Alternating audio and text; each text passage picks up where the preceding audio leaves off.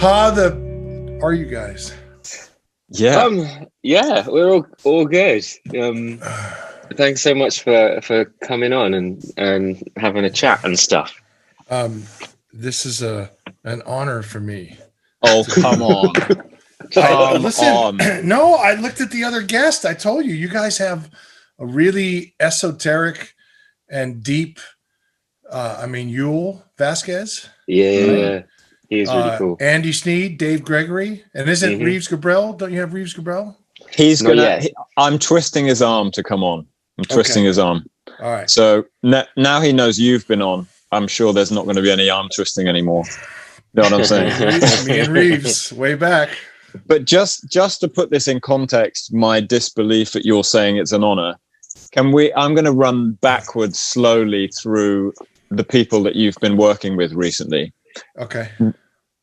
Rage, 9 Inch Nails, Lonely Island, Queens of the Stone Age, Arcade Fire, Iggy Pop, Deadmau5, Duke Dumont, Beck, Kanye West, Jack White, REM, Tinariwen, Pearl Jam, Soundgarden, Beastie Boys, Foo Fighters, Red Hot Chili Peppers, James Addiction, etc., etc., etc. Yeah. Production manager to some incredible acts. And so I assure you the honor is all ours. And thank you so much for coming. I wish all the bands felt the same way. When a pandemic strikes, you got a lot of time to think about your past and your career. So does that mean? Go ahead. Does that mean you've? No. I should have just shut up because you were going to probably answer the question anyway. Does that mean you have a lot of time to think about your past? That says to me that you have regrets about how you left jobs, relationships, etc. Is that what you meant by that, or? Absolutely, but more so, just how shallow this business can be. Right. And I didn't want to believe that. Like the last 7 years for me, I've been doing this 30 plus years. So the last 7 years for me, I've just not been touring 12 months out of the year, which I did the previous 30, 23, 28 years. And that was a personal choice just because I just felt like, I wanted something new. I don't know what I wanted, but I know I didn't want to be on the road 12 months of the year. Yeah. And it's just weird when you get to, like the first couple of years, you start thinking, God, is this all there is? Like, is this all this thing? Like I look at it and I go, I chose to do it and I enjoy the heck out of it. And I love it. It's who I am. But there's a certain emptiness that follows with it, where you go, God, really? Is this all there is? Like you've dedicated like your whole life and blood to this thing. And again, nobody put a gun to your head, it's your choice. But you start to see how shallow it can be and how meaningless it can be at times. And I think some of that is just brought on by like people that do what I do for a living.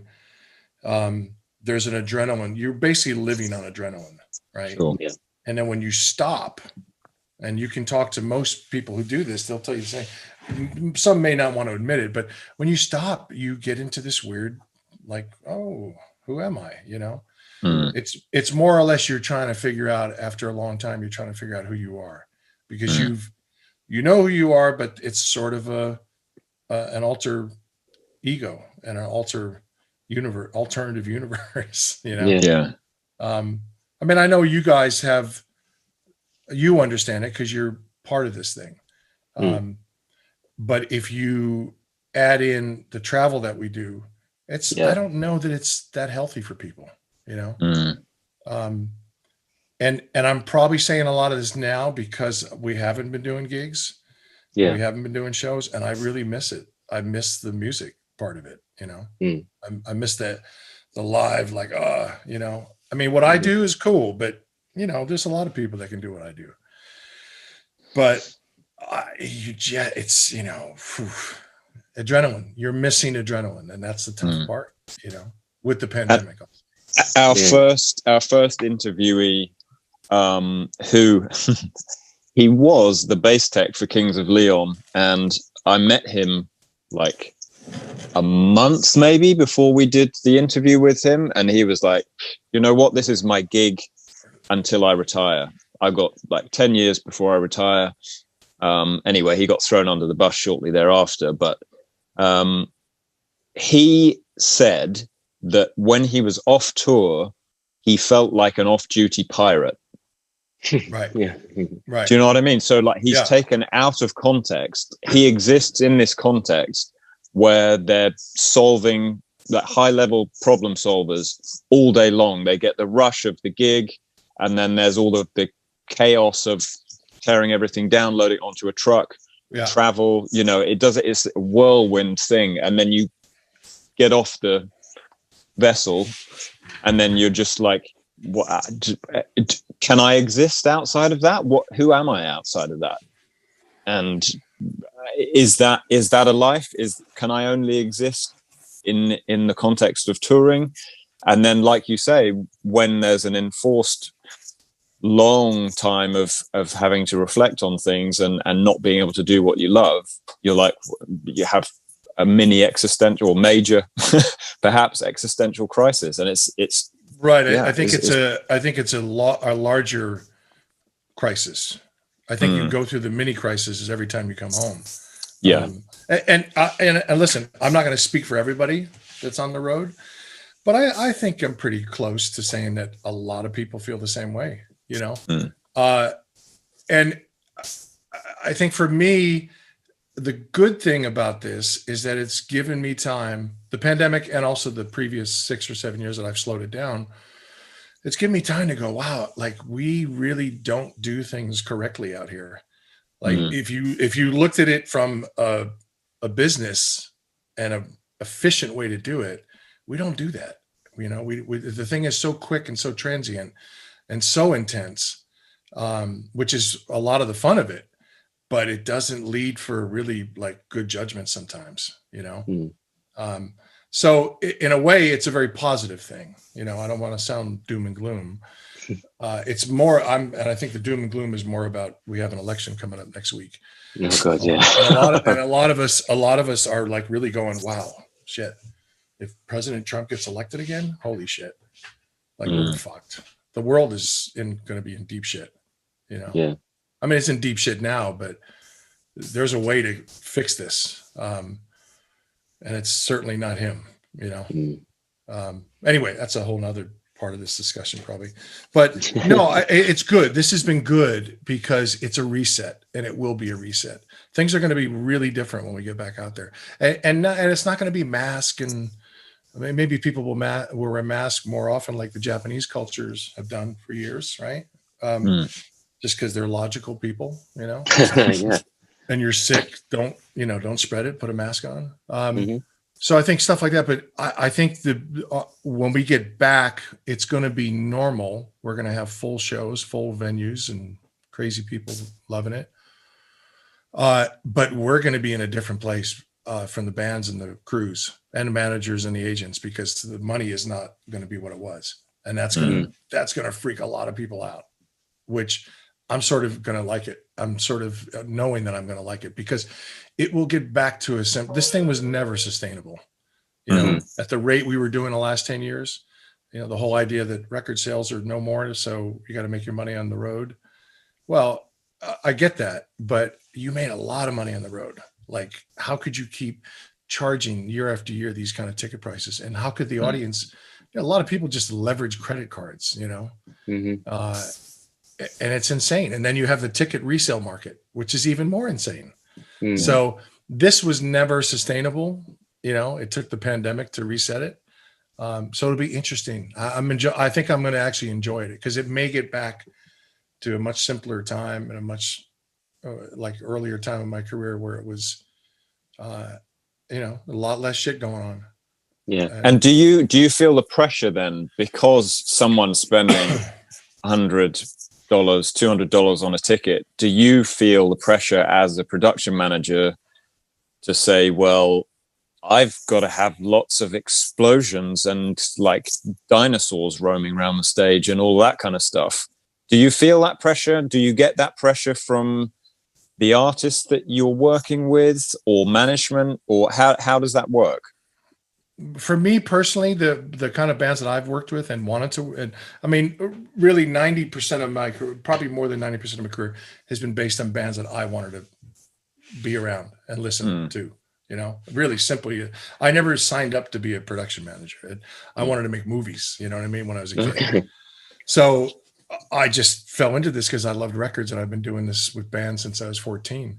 And for me, the bands that I work with were always left to the dial, indie, you know, and now they've become mainstream in the last 10 years, 15 years. So I don't see a lot of the heavy production stuff, you know. Certainly there are elements, but I don't do, like, when I think of heavy production, I think of, you know, pop artists and stuff, you know. Yeah. So I feel pressure to do the best job you can, of course. But for me, no, I'm not going to feel that. And that's not going to be, there's going to be there's going to be a lot of bands that don't exist anymore because they don't need to exist. They only existed because of the festival scene.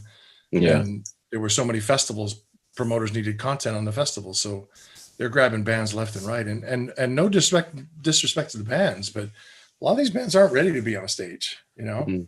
And that's one thing that's going to be nice about this. As far as the production, the heaviness of the production goes, you're going to see that cut in half, and it's going to be great.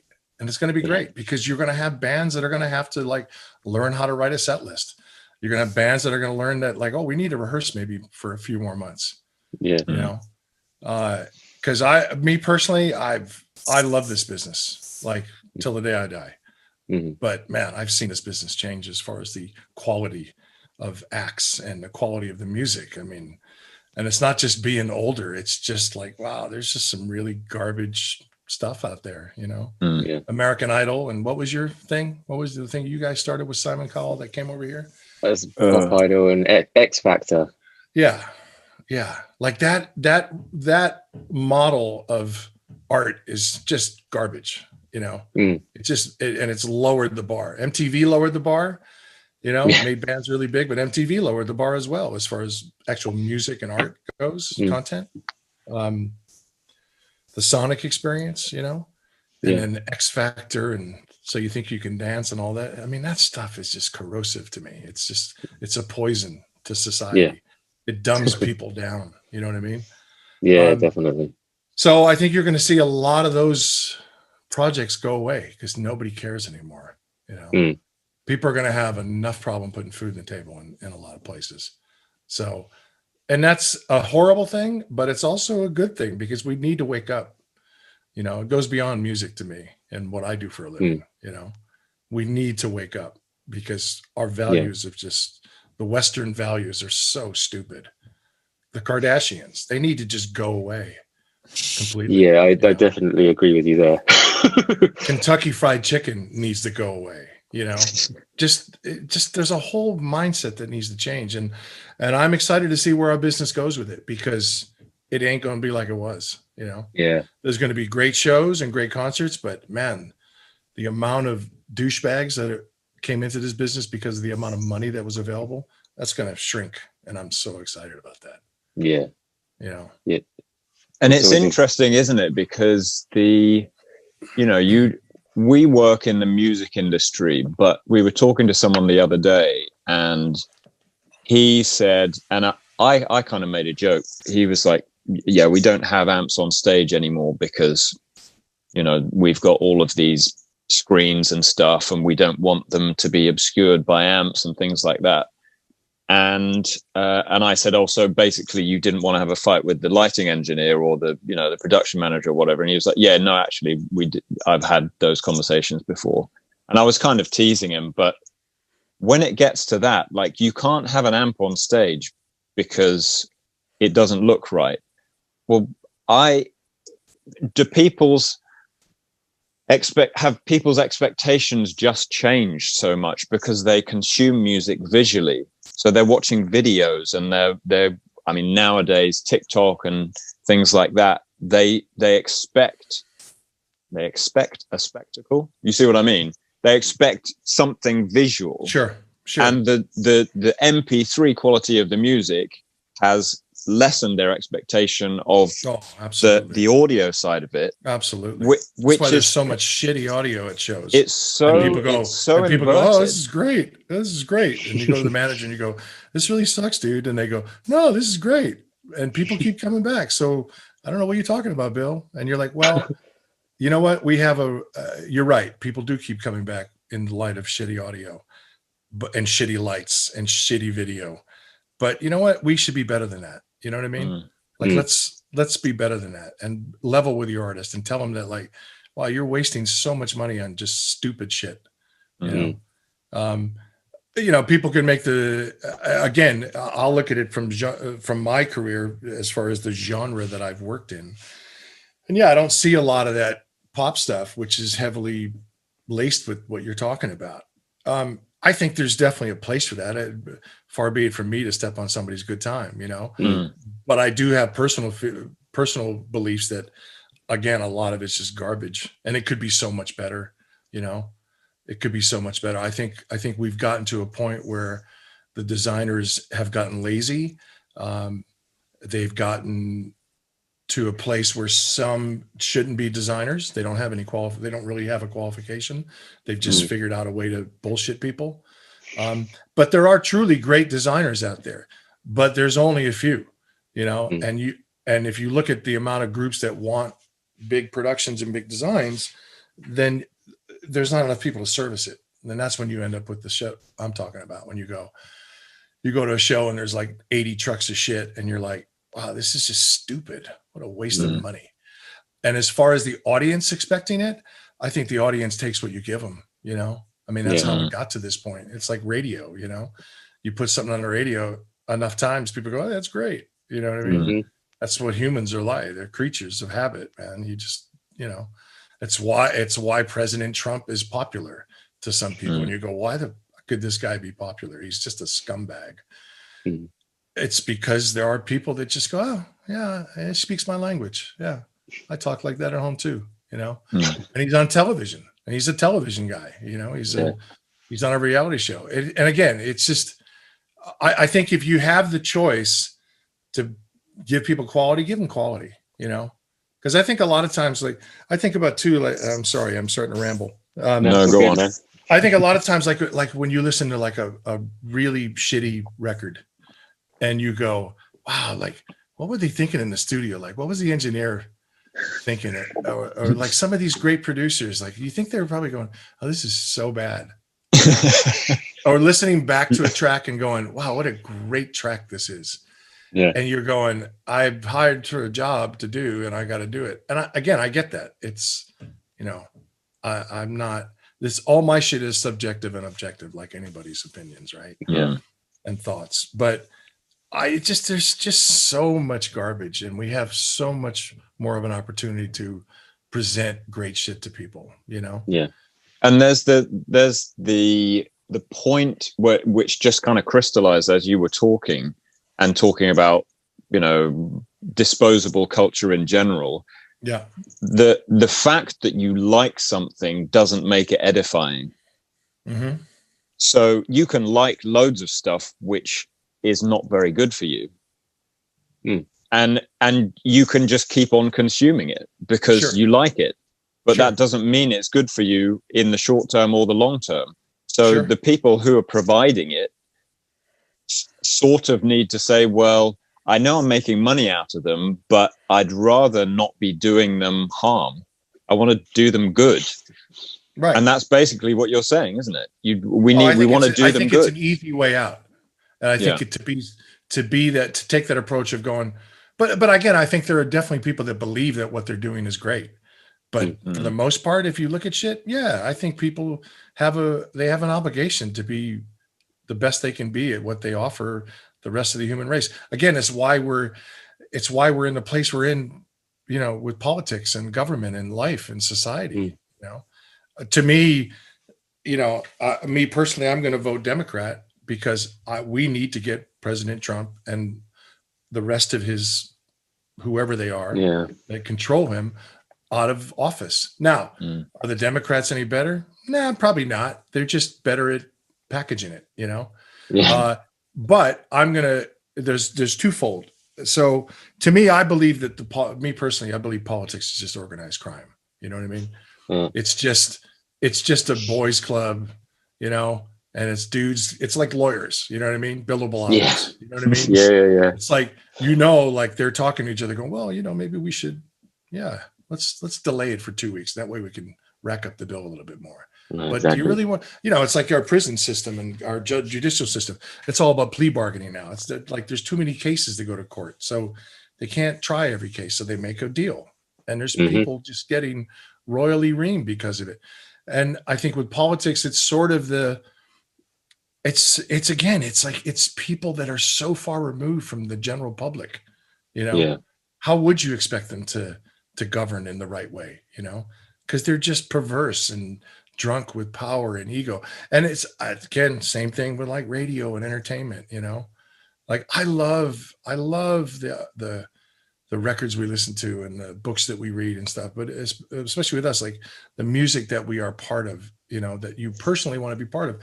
I think it's amazing. But man, I look at some of the other shit and I go, wow, I can't believe that you're feeding this garbage to people, you know. But it's an easy way out. It's like, sorry, the original idea of my point was politics is an easy way out to be a criminal. You know what I mean? You don't have to rob a bank. You don't have to have a gun. You know what I mean? You just pass laws that you tell people you got to abide by, you know? Yeah. Oh, and we're going to double and triple taxation with you as well. You know, it's white collar. It's just lazy motherfuckers. Sorry. Yeah. So all good. Yeah. No, look at you caught me again. You caught me a week before the election. And again, having 6 or 7 months to sit home, which I'm not really complaining about in the long run, but it's a good time to change a lot of things, you know? Yeah. And it's probably not going to change in my lifetime, but man, we got to start somewhere. And if, furthering the Democrat thing, you know, there's a lot of young Democrats out there in this country, in the United States, that I think if we can at least get the Democratic Party in, it's now going to open up the door for some of these younger people to really make a difference, you know? Yeah.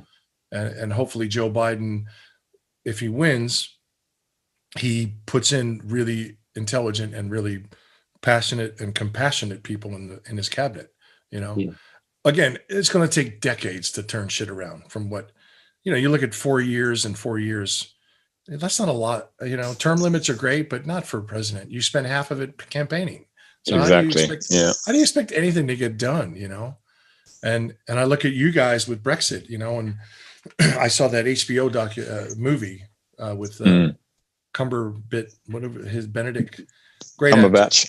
Can't pronounce his name. Sorry, Mr. Cumberbatch.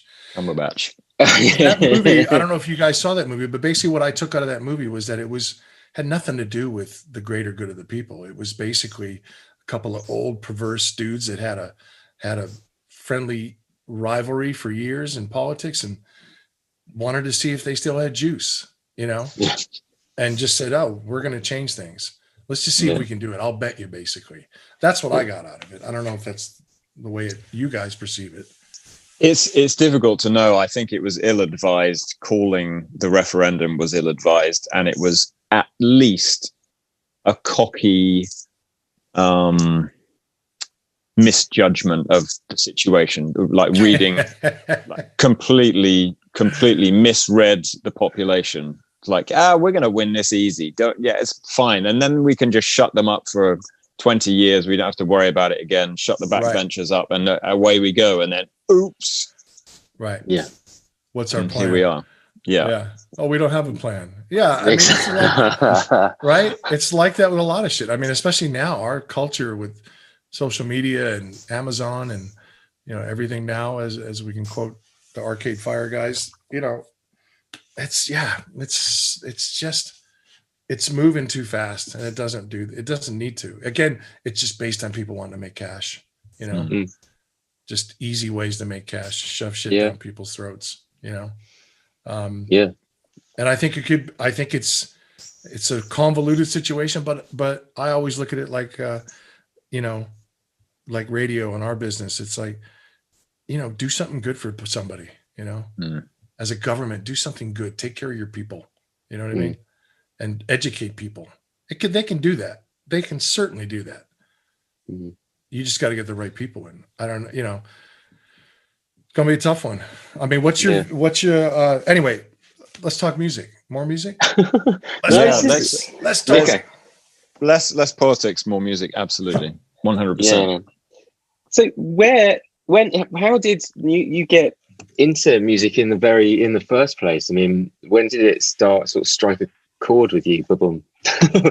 My sister and my brother. Yeah. I have two older sisters and one older brother. I'm the youngest of the family, and the middle bit, they were into music, records. They bought records, and so they turned me onto it, and I just kind of took it from there. And then in junior high and high school, grade school, it's like all my friends just seemed to be, they either had older brothers that were musicians and had bands, or they were record collectors. Yeah. And I got into it that way, and then at like 14, I started driving a truck for a local band, the 4-Star Combo. Was that legal? No, but but you probably looked like 25 when you were 14. Exactly. Did you? Exactly. Yeah. 6'8" at 14. But no, it's again a simpler time, man. Like it was just, you could do shit like that, as long as you were responsible, and I started that way, and then I worked with another local band in Massachusetts where I grew up, the Incredible Casuals, and then there I learned how to mix sound, Mm-hmm. And how did you get into mixing sound? Like, that's not something that you would volunteer for, presumably. Like, you're driving the truck around. Did they one day just say, like, we don't have a front of house guy, can you just go back there and do something? Well, it was there was two guys. It was Ricky Bates, the drummer, who was a great engineer on his own, and then Tom Kirk, who was the engineer with the 4-Star Combo. He taught me how to do sound as well as Ricky Bates. And it was just out of necessity. That was the van days, man. Like, all the gear in the van, and everybody stuffed in it. And then I got to a point where I thought, I still wanted to go to school for film, but I had no money back in that day. You had to either have a scholarship to go to a film school or have money to go to college, and I had neither. So, and you were like 17, 18 at this point? Well, 15, 16, 17. And then as I got in my early 20s, I realized that I was not going to film school. And I got more and more into mixing sound and doing roadie stuff. And then I realized, I'm either going to work at the post office for the rest of my life, be a mailman. My dad was a lifer at the post office, God bless him. And he got me, one of those nepotism jobs as a mail carrier, and they offered me a full-time gig, and I turned it down after a year working temporary. And I just kind of went full on with working in music, touring. And that was as front of house, or just tour managing, front of house, kind of a bit of everything, And then I got to a point as a mixer and I really loved mixing it. I still do to this day, although I haven't mixed a lick in 30 years.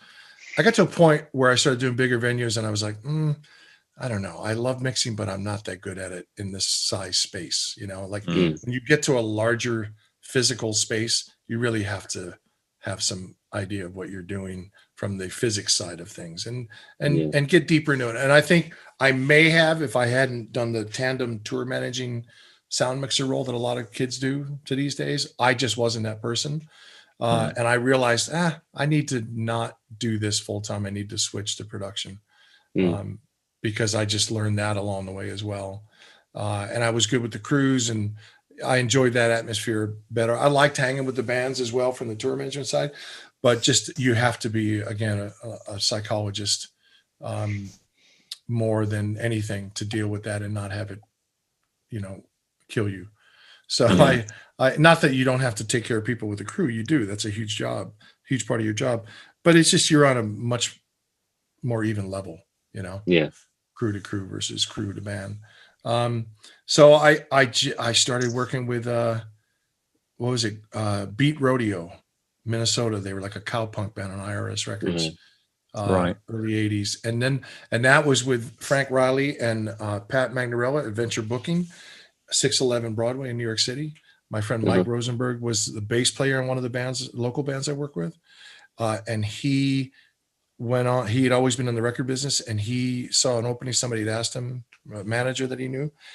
And Mike was nice enough to put me in there. I really had no experience at that level. And they just kind of said, sure, come on out.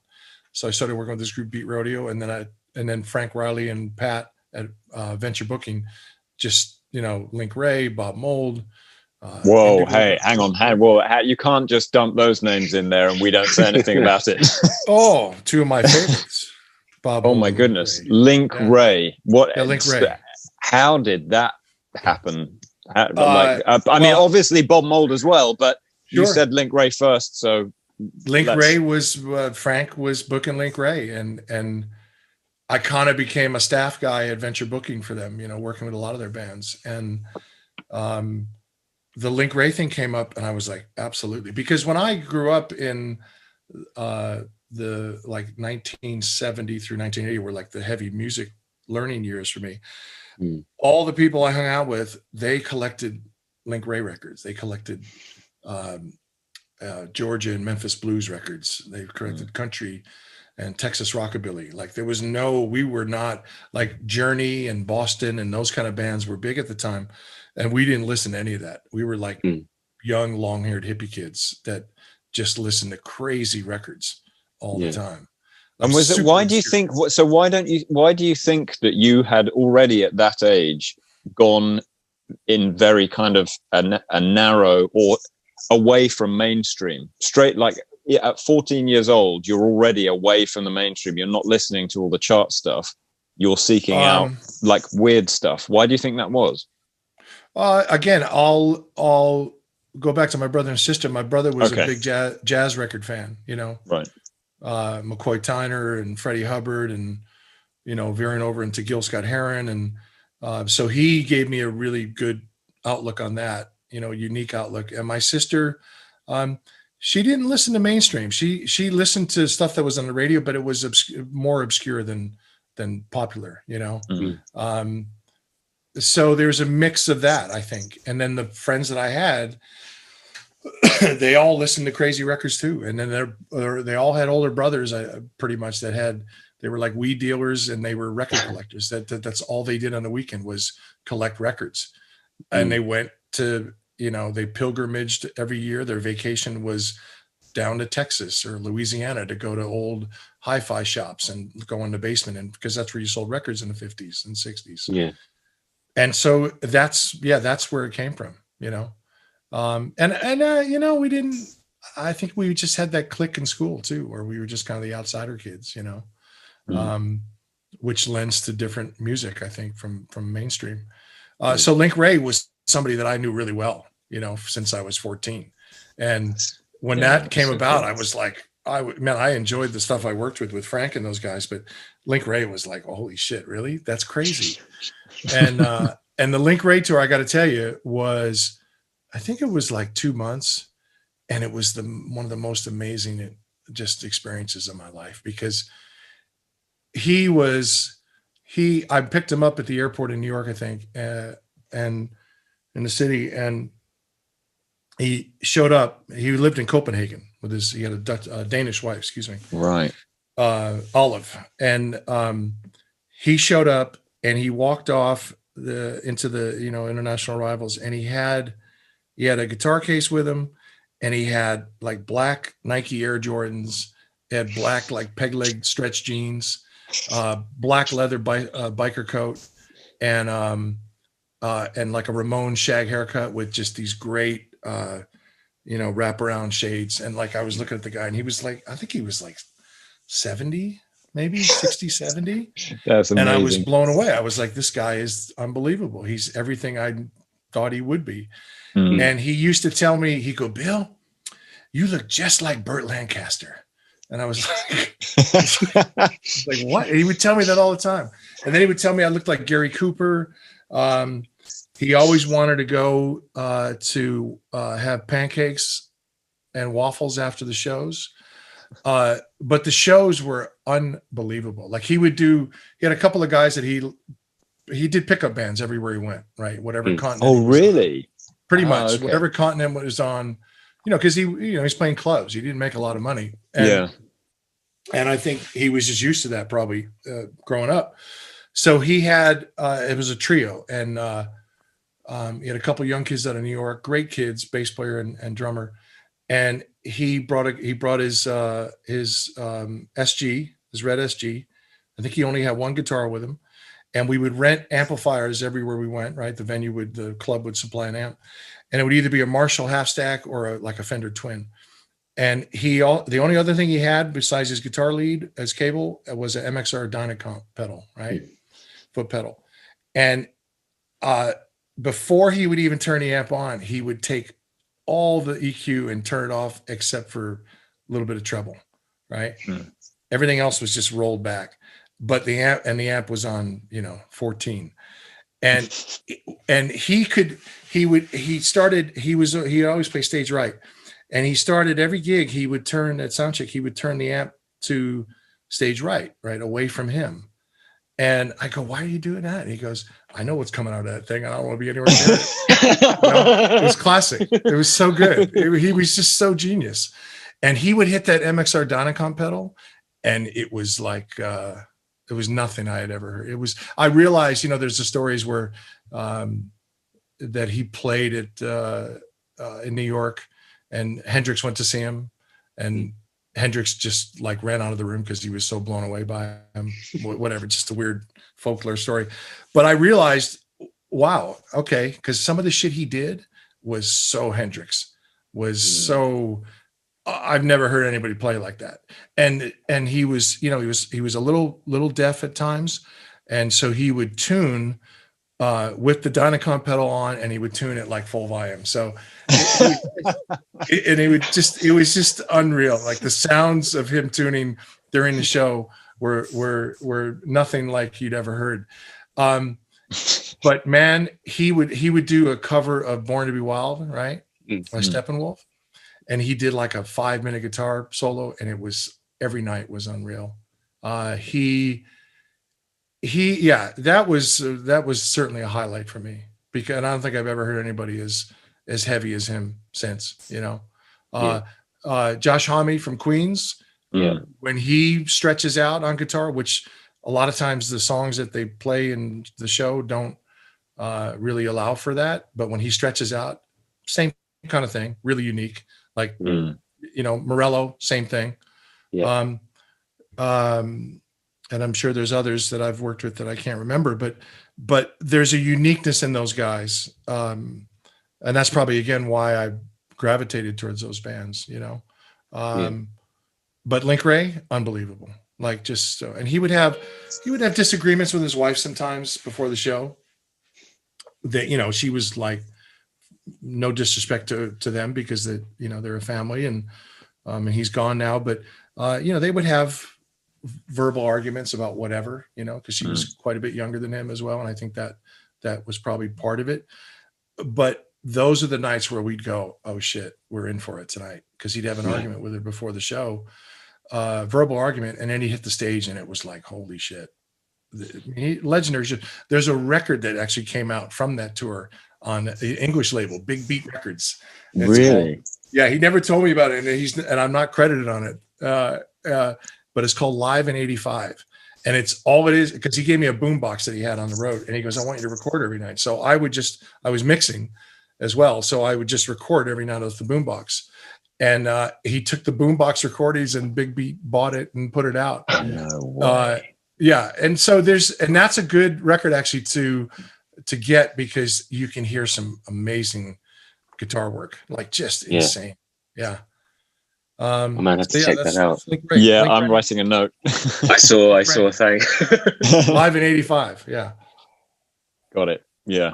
So Anyhow, you were still doing sound at that point. Yeah, that was a heavy period of doing sound and tour managing. Okay, and then Bob Mould was before or after that?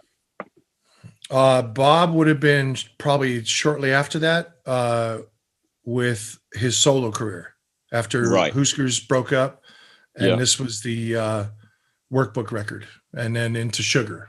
So I worked with him for a few years. Another, you know what? Let's put him in that list too, obviously, because of guitar insanity. That's another guy that just like, he's like a bright spot of our business. You know what I mean? Yeah. He's fair and he's loving and he's a boss. You know what I mean?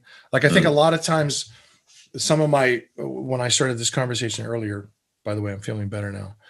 Good. The coffee's kicking in. Some of the disillusion for me is that bands sometimes don't take their role as an employer seriously, right? And you have to have structure, you know. I don't care what business it is. You have to have there has to be a leader, and sometimes bands don't want to do that. And I get it, because they're artists. They want to be creative. They don't want to deal with, you know, I'm a corporation, really. I get that. And that's what management is there for. But there's a lot of crappy managers. There's not many great managers in this business, unfortunately.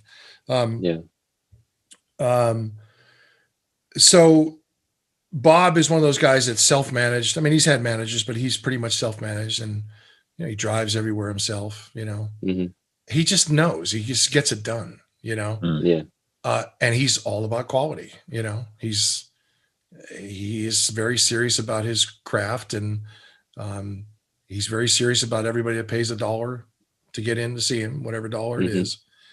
Amazing. I haven't seen him in ages. I miss him. He's great. And I hope to reconnect with him at some point, but yeah, he's an incredible artist. That must have been an interesting experience. And then on your Bill Rahmy CV of sorts that you sent me, which amused me no end. After Bob Mould, we go from sublime to, I wouldn't say ridiculous, but just crazy, Pink. Like, were they really next to one another in your career? Did you go from Bob Mould to okay? No, what I said, well, I don't know. Yeah, see, the list is not in complete chronological order because I can't remember. The Pink thing, I forget how that came about, but because that's a big production, correct? Yeah, it was not at the time. No, this was this was just when I think she had just signed with Roger Davies, the manager, you know, who really successful manager from Australia. And we actually did Top of the Pops. Really? Yeah. Which I'd done Top of the Pops a few times, but we did it with her. She was amazing. Like, it's certainly not my style, you know, what I would listen to, but like perfect pitch, like crazy. Yeah.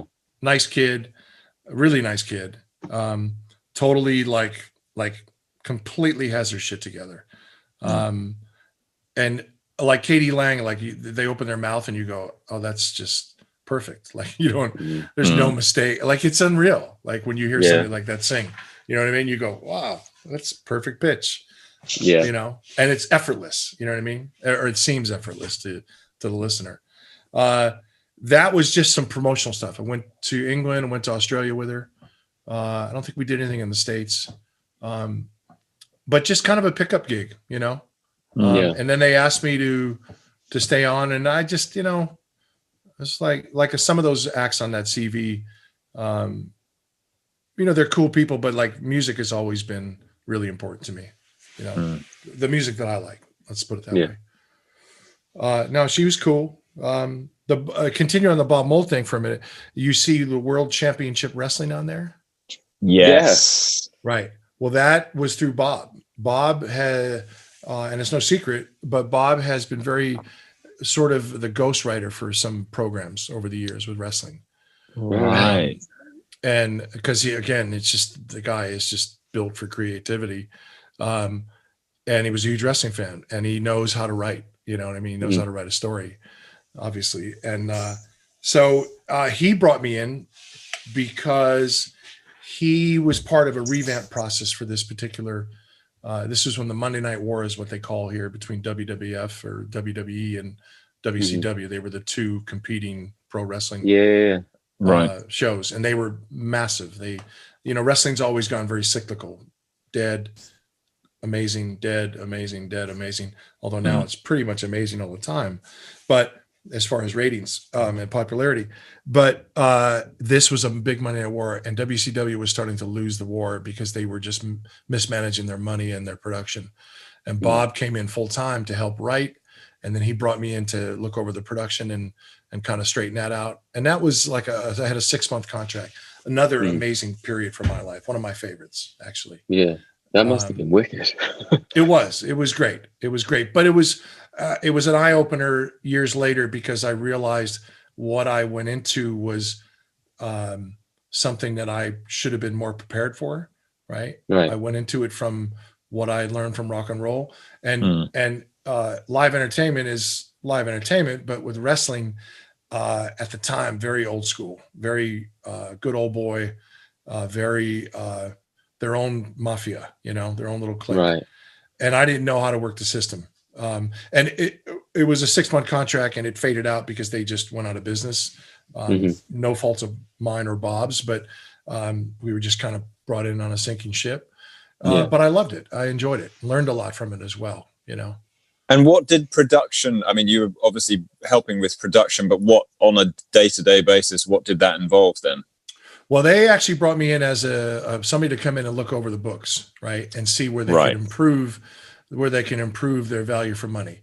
Okay. And it turned out that there were a lot of regional companies that were part of the old school wrestling network, for this particular area, the Southeast of the United States. And this company was getting ripped off. They were just like, people were charging exorbitant amounts of money for like the smallest, stupidest, cheapest parts, like there's markup, and then there's ripping people off.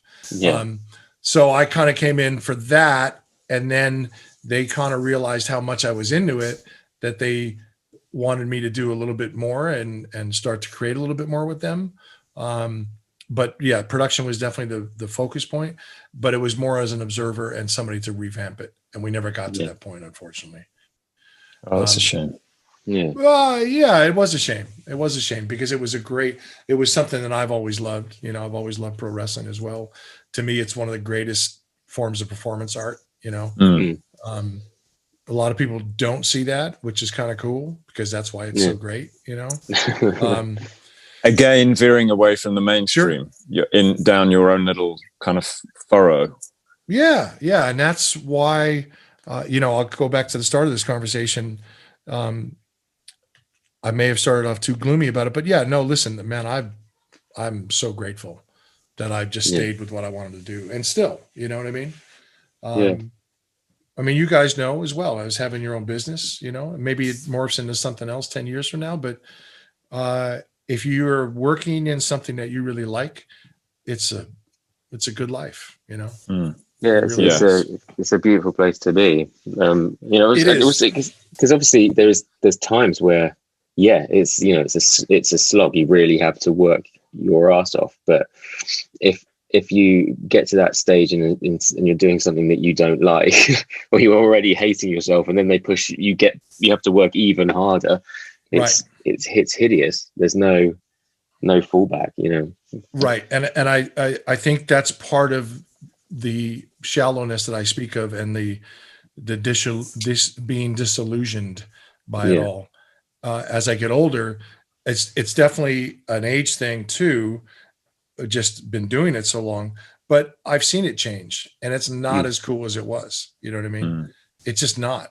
And that's why I'm hoping this reset, because you get to a point where you go, this isn't really what I signed up for, And I know that life is not perfect. So you have to figure out how to get over those bumps. And I do, but I think for me, I'm so passionate about this business and the art of this business, that when I see the mainstream commercialism and the silliness come into my side of it, then I go, God damn, really? Yeah. You want an ideal world, and sometimes it ain't going to happen, but if I look back on it, I'd say I was successful in making myself happy along the way, if that makes any sense. Can I No. go back? Can I go back to the wrestling for a second? Sure. So there seems to be a link with you and wrestling and another band who are on there, Smashing Pumpkins. Oh, well, Billy Corgan. Not, I don't think anybody else in the band. Billy Corgan, exactly. So, is there any like? Did you share a love of wrestling? Was that a point of communion between the two of you? Yeah, he got into wrestling big time late in my. I think I was there worked with them from 1992 to like 2000. Oh wow! And I think it was the later. That's a long time. So that was, as far as I'm concerned, that's the Purple Patch. Yeah, that's the good stuff. Yeah. Well, yes. I mean, it depends who you speak to. But yes. I mean, that's a whole nother line of questioning. But I gave him, at their studio in Chicago, I gave him there was at one point where I started actually bringing wrestling videotapes out, right? Because it was still VHS. And I would bring them and we would watch them on the bus, or we'd watch them in production office or at the gig, whatever, somewhere. And he got turned on to it. He had liked wrestling prior to that. But I think when he started watching with me, and there was one particular promotion called ECW that I was very into at the time. And he just went crazy. And this is how I remember the story. And I remember giving him a best of Sabu. Sabu is a professional wrestler. And I gave him the best of Sabu, of a compilation tape. And then he kind of went crazy from there. And he's gone to, he's opened up his own promotion, and he opened up a great promotion in Atlanta called NWA. He bought the promotion actually, but then he started a television show, a weekly YouTube series.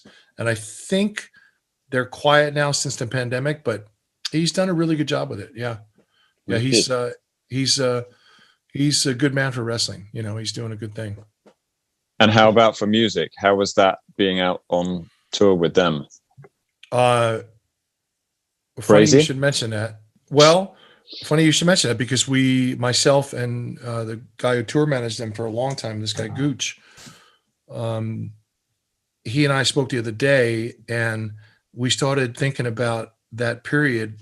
I was there for 8 years. I think he was there for almost 20 years working with Corgan. Goodness me. Wow. Like another 10 after that. Yeah. Long time. And we talked about that period, and there were that was if I put it on paper, which I did recently, it was crazy.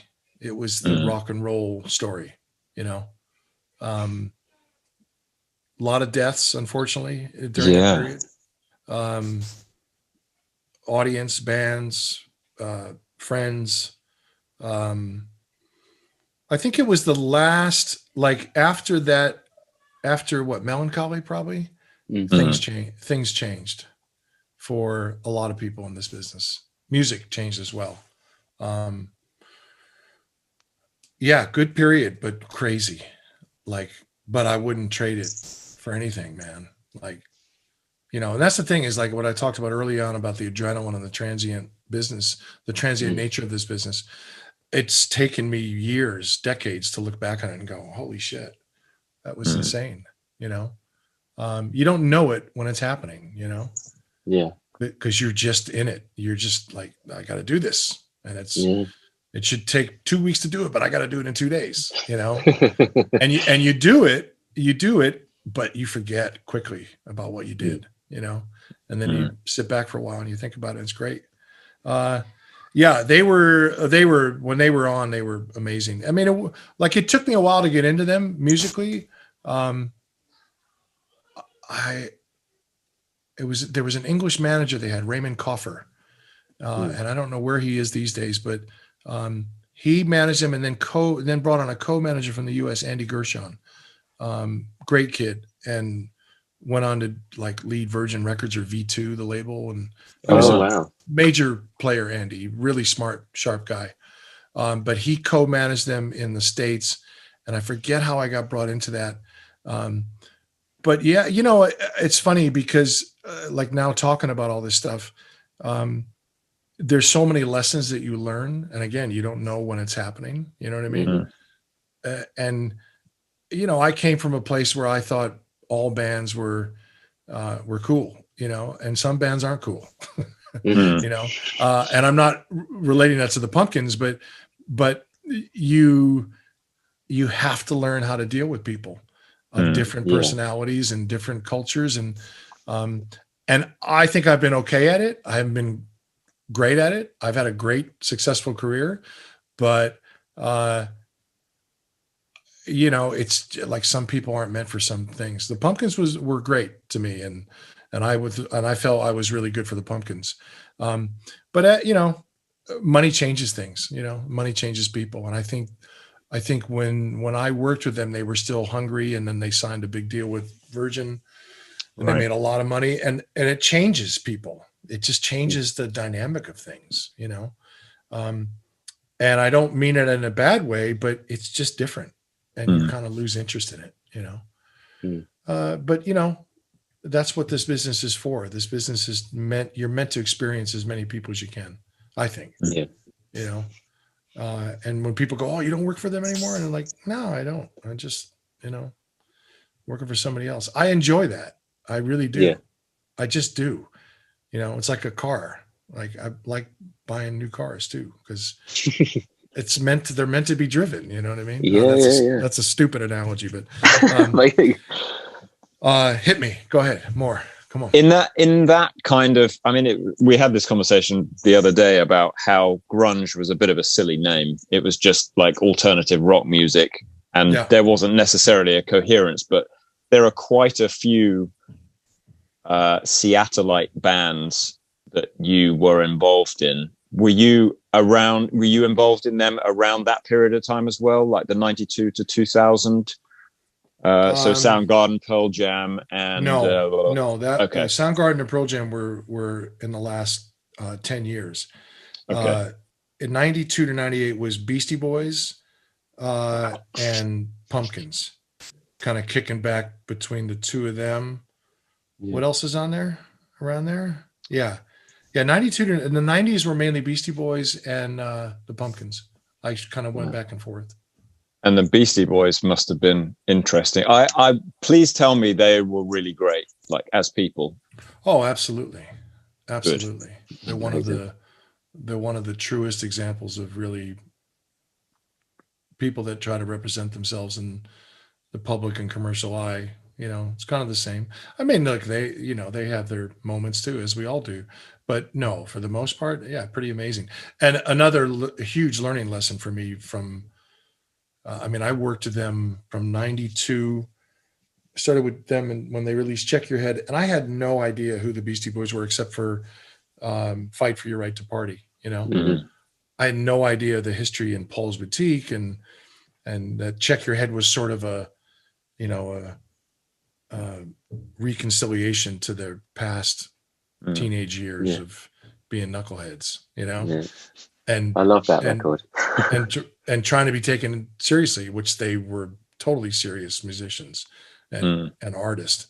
But I had no idea of that whole culture, skateboarding and hip hop, and no idea. Like when we first started working together, I started tour managing them first before I switched to production. And we got into so many stupid, silly debates and arguments and fights, not fights, but just looking at each other going, do we really belong together? You know, like, should we really be working together? And it was super friendly, but they were from a whole different side. And so was I, you know? But along the way, we both realized that, we did listen to the same records. We just listened to them at different times, you know? And that's kind of what it comes down to a lot of times with artists, is the records they listen to, you know? You don't necessarily have to match record by record for them, but you know, it's nice to have common ground sometimes. But Beasties was probably the longest for me of anybody. It was, I think, 2008, 92 to 2008. Not continual, but pretty much through that whole period for the majority of it. I worked with them on a lot of their tours. They were amazing. Yeah. Great. That's good. I'm pleased to hear it. I feel like I'm like hogging the question making I mean, at the moment, Matt? I don't know. I'm literally just sort of just enjoying the stories. And then it comes up. It's like, do I have a question? My brain just goes. So I haven't been thinking. I've just been absorbing. Yeah. So Tom Petty and the Heartbreakers. Sorry, stamp all over you. I was just about to ask a question. That was a summer tour, 99, maybe. Okay. 1999. One tour of the summer. My friend Al Santos, who had worked with them for a long time, it was kind of their production guru, mentor, overseer. He works with Bob Dylan for probably 30 years now, I think. Oh, wow. Okay. But still looks after Petty, and did look after Petty. So he put different people in when they were available, and I was available. And yeah, that was cool. I don't think I got along with Tom and the band pretty well. They had a really established crew with them for years. And I think when I came in, I brought some of my guys with me, carpenters and stage managers, stuff, all very good people, including myself. But it wasn't a bad thing. It just wasn't a great thing. You know, we did a very successful tour and things got done, but there was no rapport between us and his older established camp. All good people, but just, you know, like I said, you find certain situations where you go, okay, yeah. And do you think that was because you were basically new guys coming in to a big kind of family setup in inverted commas, or was it just that you didn't? Who knows? There was just no click. I think that could have been part of it, you know, because they were at that point the production manager role was sort of a revolving door every tour, you know, because he basically, if I remember correctly, he kind of at that point in his career was just doing summer shed tours, you know? Right. So it was sort of a revolving door. But again, no, I think it was more that just we were different people, you know? I saw things a certain way. And also I was, you know, at that point, a lot of that period, I wasn't, my head was in different places sometimes because I was married and it was a really difficult marriage. And it went on way too long, and personal, you know, this is your life. So the personal shit, good and bad, seeps into that as well. Of course. So I think I wasn't probably the greatest personality at that point as well. You know, I like to think of myself as somebody that looks after people. And I don't not look after people sometimes when you're having personal issues, but I don't know, you know what I mean? Yeah. You can't be jolly all the time. Yeah. And you feel it it too, you know? And another thing about touring and being in a relationship with someone who isn't touring is there's that huge, it's a bit like having a spouse. If you're a member of a band or you know, there's something that you're really into and your spouse doesn't kind of get on board with that.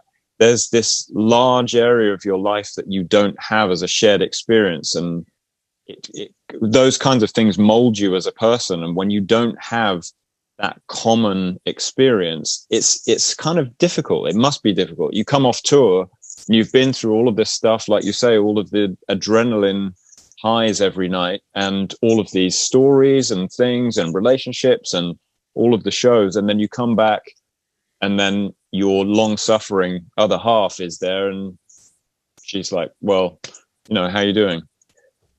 And your brain's fried and it must be very, very difficult. You have to have the right person. It's pure and simple. All the stuff you said is completely true and on point. It can work though with the right person. I've had that experience. Shout out to Dali. Exactly. But it also, you know, it can also drift away as well. But there's points in time where you look at those and you go, that was a really good period, you know, whether it lasts or not, you know, there's many reasons for that. But yes, being away is, I don't know how anybody that tells you it's easy, that, we do.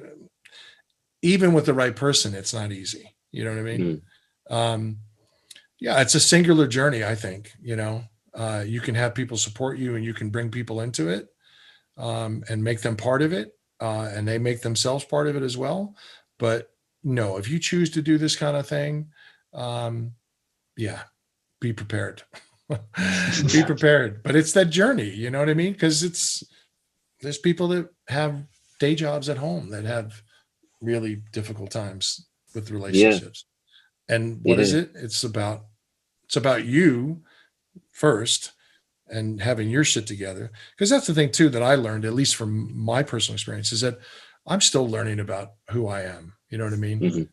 And not that you have to be on the road to have that happen to you, but it certainly stunts your growth in a lot of ways. It accelerates your growth in a lot of ways, but it's certainly, the normalcy of life, whatever that is. Yeah, it's but I wouldn't have it any other way, because that's how I've always kind of been, Yeah. But learning how to deal with the tragedy of life is the tough one if you're doing this kind of work, because you're expected to be on all the time. You know what I mean? Yeah. So yeah, I'm hoping part of the reset, and it's funny, there's a lot of people now that we're finally starting to talk to each other as people in this industry. A lot of times you're a tough guy, you know what I mean? They tell you, oh, you chose to do this, and then you're right. You did choose to do this, but you can still be fucked up. You can still have issues that need to be addressed, but we're tough guys out here. You know what I mean? Yeah. And now people are finally starting to go, yeah, maybe I'm not supposed to be a tough guy. Maybe I can ask somebody for help, Yeah, I think I think I've seen a definite swing in just generally people being more open about that kind of thing, especially blokes about it. I mean, the stats are ridiculous. If you look at like male to female, like mental health stuff, and just it's like, I can't remember the exact figures, but it's like women are 3 times more likely or something like that to be diagnosed with mental health problems, be what they are, big or small, than men. And that's purely because we just don't speak about it. Right. The suicide rate is insane, like male to female. And it's it's because you don't talk about it. And it's because, and I remember I looked at a map, I've bored Steve with this so many times, but I looked at a map of Britain, and the places where suicide is really high among men, well, generally, but mainly it's men, are the places that are historically, the tough guy territories. It's like, up north and the Sunderland, the work. Yeah, the working men, and we're tough guys and we do this and yeah, and then you can't, as you said, you can't be tough all the time. It's stupid to pretend to be, really. Right. In my opinion. Yeah, and like it's part of that journey I was talking about, and that's the way I've been able to get better at what I do as a person, get better at what I do as a production manager. It's just realizing that, and a lot of it too is when you start realizing your own mortality, it changes things, man. You realize that like there's so much other shit to really concern yourself with, Yeah. And wallowing in it is not one of them, Yeah. Because it's not going to get any better, negatives are negatives, So yeah, this business is interesting, and I'm hoping that the reset of the pandemic that the pandemic is causing, I'm hoping that when we get out there again, everybody goes, wow, okay, yeah, maybe I am really actually fortunate to be here, Yeah, it's I'm really looking forward to seeing how we're spat out the other side. I think it's going to be very different. I hit on the radio here at the minute. Not that I don't listen to the news on purpose, but I've recently, stupidly on the drive in, listened to it a few times, and you're hearing all these guys. It's like lots of university and college kids talking about how they're feeling really bummed out because they're not getting the same experience at university than people before them had, and it's really unfair on them and all that kind of thing. And it's like, but you're having a totally different, unique experience. Yeah, it might be a bit, you know, a little bit shitty, but it's different to everybody else. I mean, sure. Stop focusing on all this. It's just sort of too much sort of expectant. I don't know, I've kind of lost my train of thought. Well, and it's short term as well, isn't it? People are saying, right now I'm having a crap time. So someone give me something because I need to feel better. Rather than thinking, well, I'm having to work through this adversity and cope and find mechanisms of dealing with all of the stuff that's going on. And as I go forward in my life, hopefully those will come in useful. That's not, and I guess, you know, as an 18, 19-year-old, possibly you're not thinking in long term, but hopefully, like you say, this reset will turn people's mind to thinking about the long game rather than just what's in front of me right now or what I can get right now. I don't know whether that's, you know, maybe human beings are just like that, and some people won't be changed, but it would be nice to think that a sharp shock like this will catalyze some kind of thought process in people that wouldn't otherwise have those kind of thoughts. Yeah, I mean, age is definitely a big factor here, you know. Of course.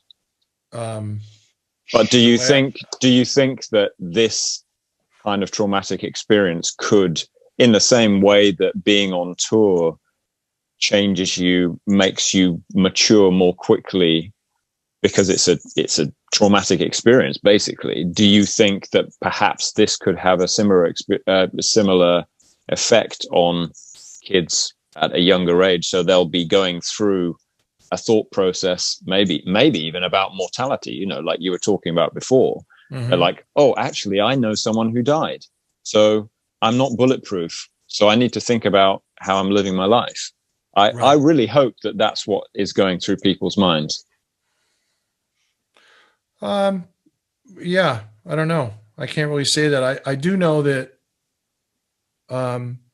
as long as mainstream media exists the way it does and spews out the garbage that it does, and social media and telephones and internet and all that stuff, I mean, that to me that's really the bigger picture for me of like, I'd like to see that improve somehow.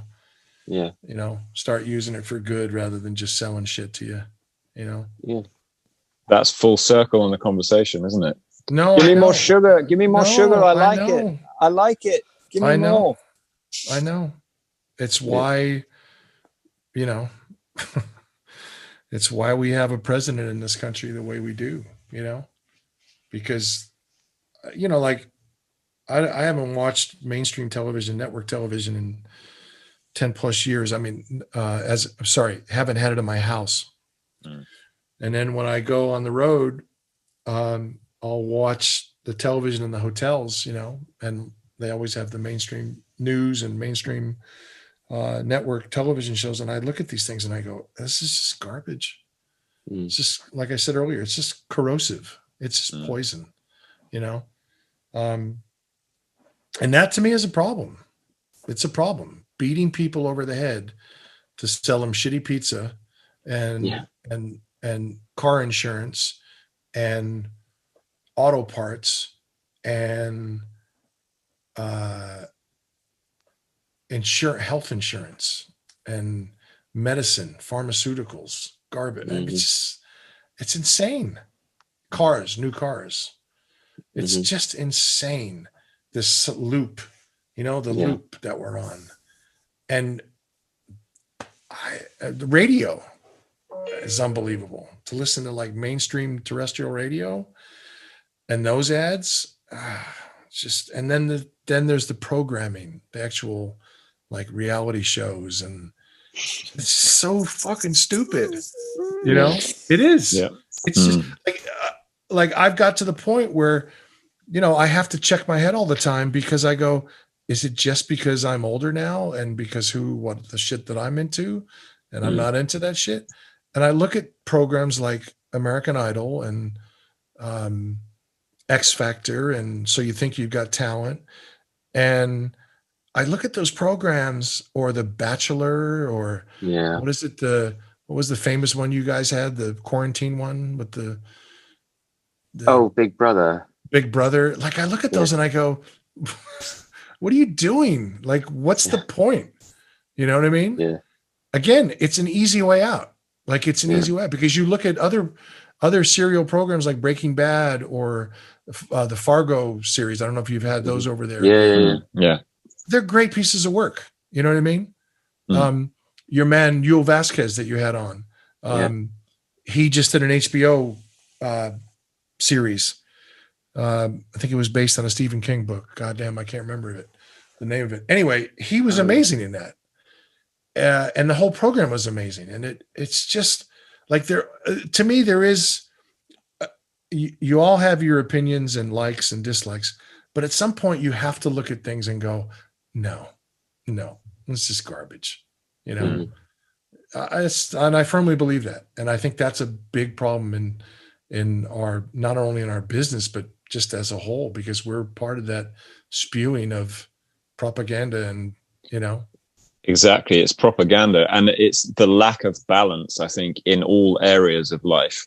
If you control the media outlets, then I mean, the sky's the limit for what you can do with the population. Yeah. And you can get them to eat what you want, you can get them to watch what you want, and you can get them to think what you want. That's what it comes down to. Right. And basically, if all that you're interested in is making money out of them, then you can do that so easily. Right. That's the problem. Yeah. Nobody wants to work for a living anymore. No. You know what I mean? And I get it. I mean, be nice to just get a pile of money for doing a bunch of bullshit, but it's a short-term,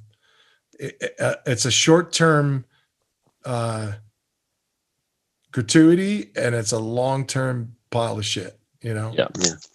And that's where we're at right now. And again, I don't have the answers, but like, man, it'd be so but you easy got to ask the question. Just asking the question. That's there's so much noise and junk, like social media.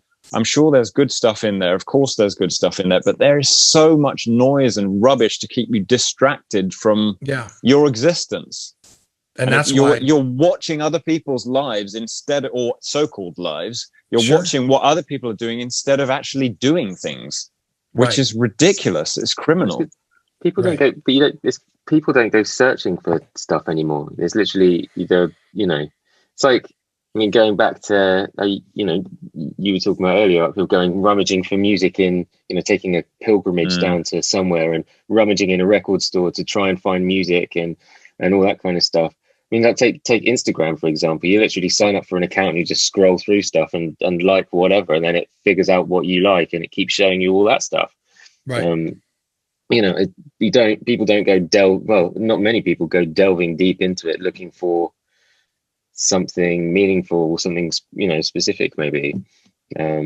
Just want to look at, I don't know, girls pouting or whatever. No, I agree, and I'm part of that problem too. Like I refused to be on social media for ages, and then we started this little flea market here in the town that I live, and it was. And people were like, man, you got to like tell people like what's up, you got to advertise thing. And I was like, I'll just put posters up in town. They're like, no, you got to like get on Instagram and shit. So I got on Instagram, and it was like, wow, there's a lot of amazing shit on Instagram, but there's a lot of shit that's just that thing that draws you into it. That's nonsense. And I'm guilty of it as well, but I try to control it as much as I can. I mean, it's the thing, right? It's human behavior, man. Greed and perversity and pleasure, and you want everything, boom, give it to me, I'm hoping that like I look back on when I like the Bob Mould tours and Link Ray, those kind of, that period in the 80s when you were in a van with everybody, and the gear was in the van, everybody rode together, band and crew, and when you had to like call venues, you stopped at the truck stop and you put quarters in the telephone, or you had a MCI crawling card, credit card for phone use. Like I look at that and I go, I have fun now, but I actually had a lot more fun then. You know, Yeah. and again, I'll check my head every time and go, is it because I'm older now? It's not. It was just way simpler. And I think that when you had that connection with the band all the time, whether you got along or not, it was a much better period for shows. I've seen it where, and a lot of it is saturation as well, is due to saturation, but the audiences, when they cheer in the last 10 years compared to the previous 20 years, that doesn't, the amount of time, the duration that the cheer goes on after a song is way shorter. Do you know what I mean? Really? Well, Like, it's it used difficult to be- clap with one hand, isn't it? Because they're holding their phone up with the other hand. No, great point. Distraction. You're not getting the experience, the Yeah. full experience that you need to. But even before that, of the cell phone debauchery, even before that, I noticed that it's been half as much. It used to be you would go on for, 30, 40, a minute of applause, 2 minutes of applause after songs. And now it's like, also bands don't allow for that sometimes too. They're so intent on getting through the set quickly, because a lot of bands actually don't want to be on stage sometimes. And I get that, but it's your job, Yeah. So that's all changed as well. It's different. It's definitely different. I'm hoping that the reset, as I call it, I'm hoping that changes that. But let's talk about more bands. Yes. Yeah. Did you have a band question? I feel like I did. you did. It was about half an hour ago. Yeah. What's it like working with Queens of the Stone Age? I mean, that's like they've been like a massive influence on me and stuff. And I saw them once, Hyde Park. They were doing a big open air thing, supporting. They were just on before Jack White, and it wasn't just going to a gig. It was like it felt like an experience. I could feel the bass drum. It was like in my stomach. Do you know what I mean? It was right. It's a monster of a show. And I've been to a lot of shows, and it was like literally, that's like definitely in my top 3 all time. Sure. Well, they're a monster of a band.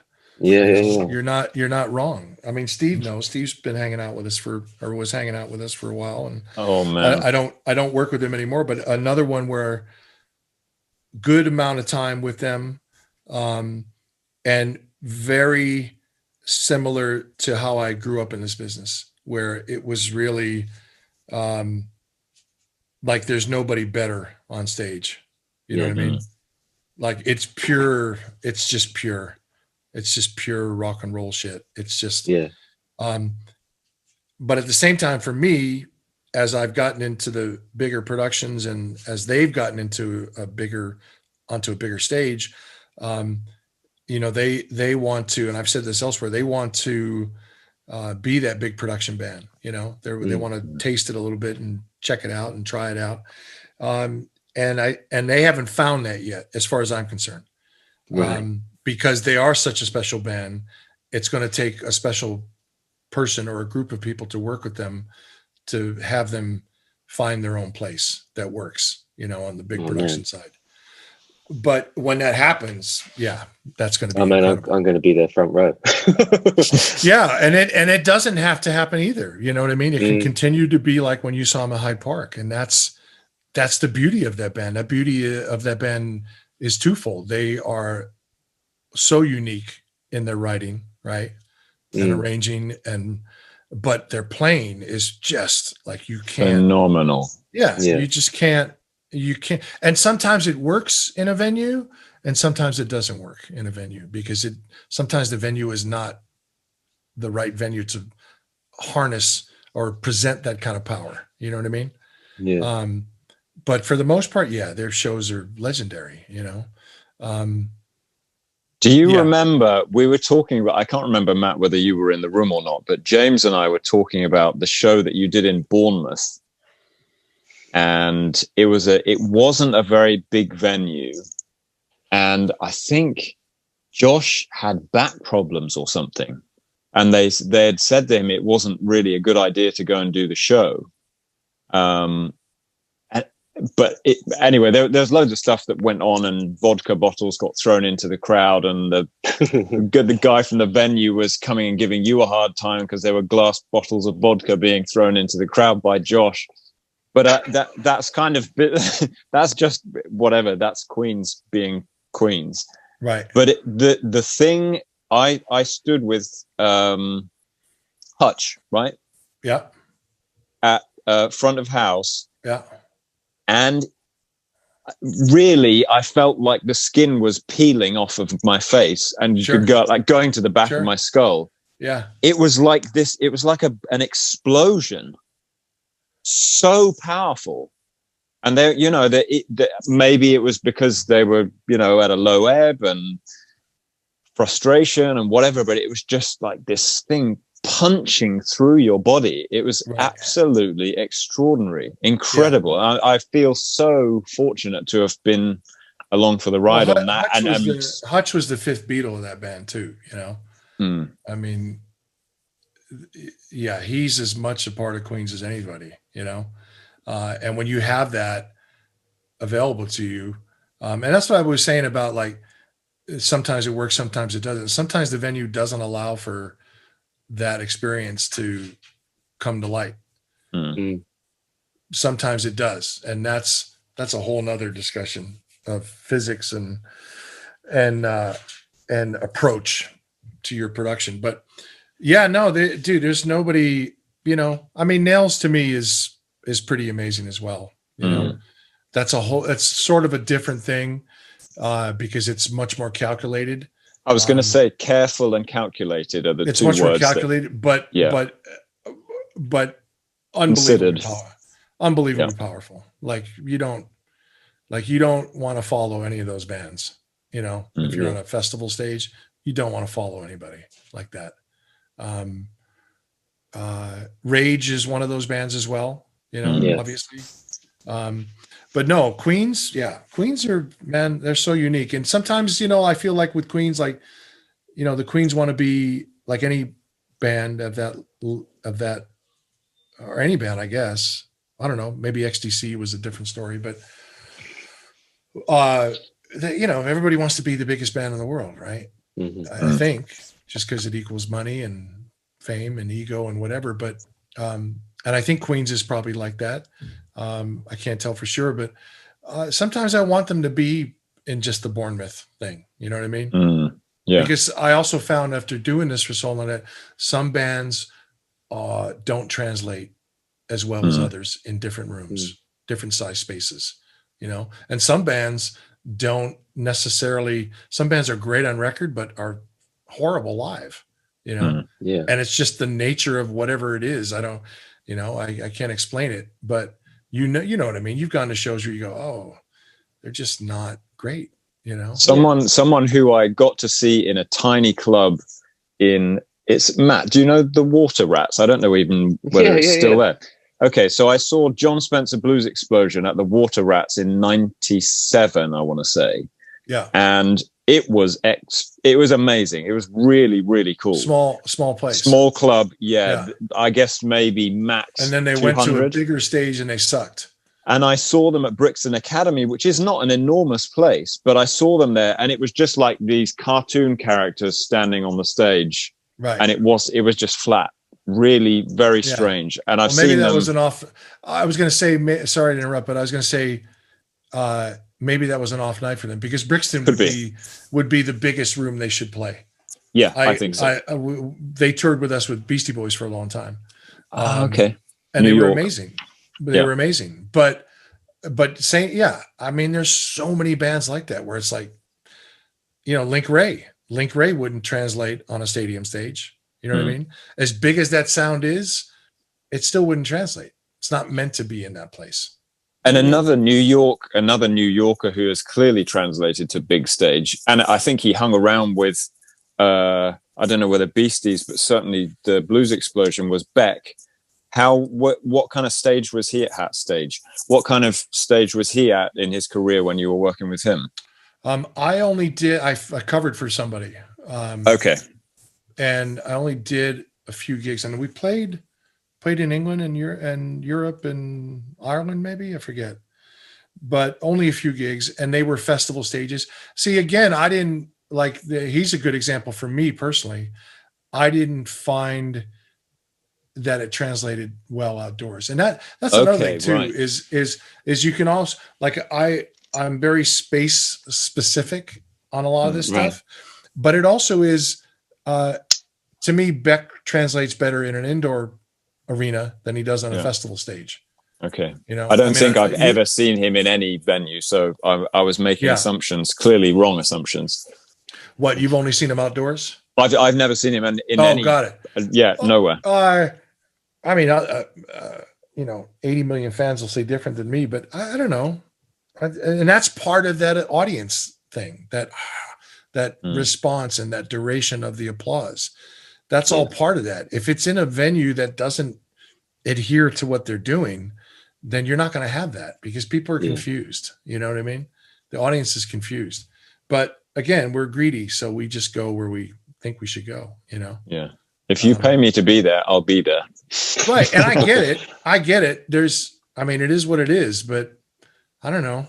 In the long term, for me, certain bands should stay in certain size venues.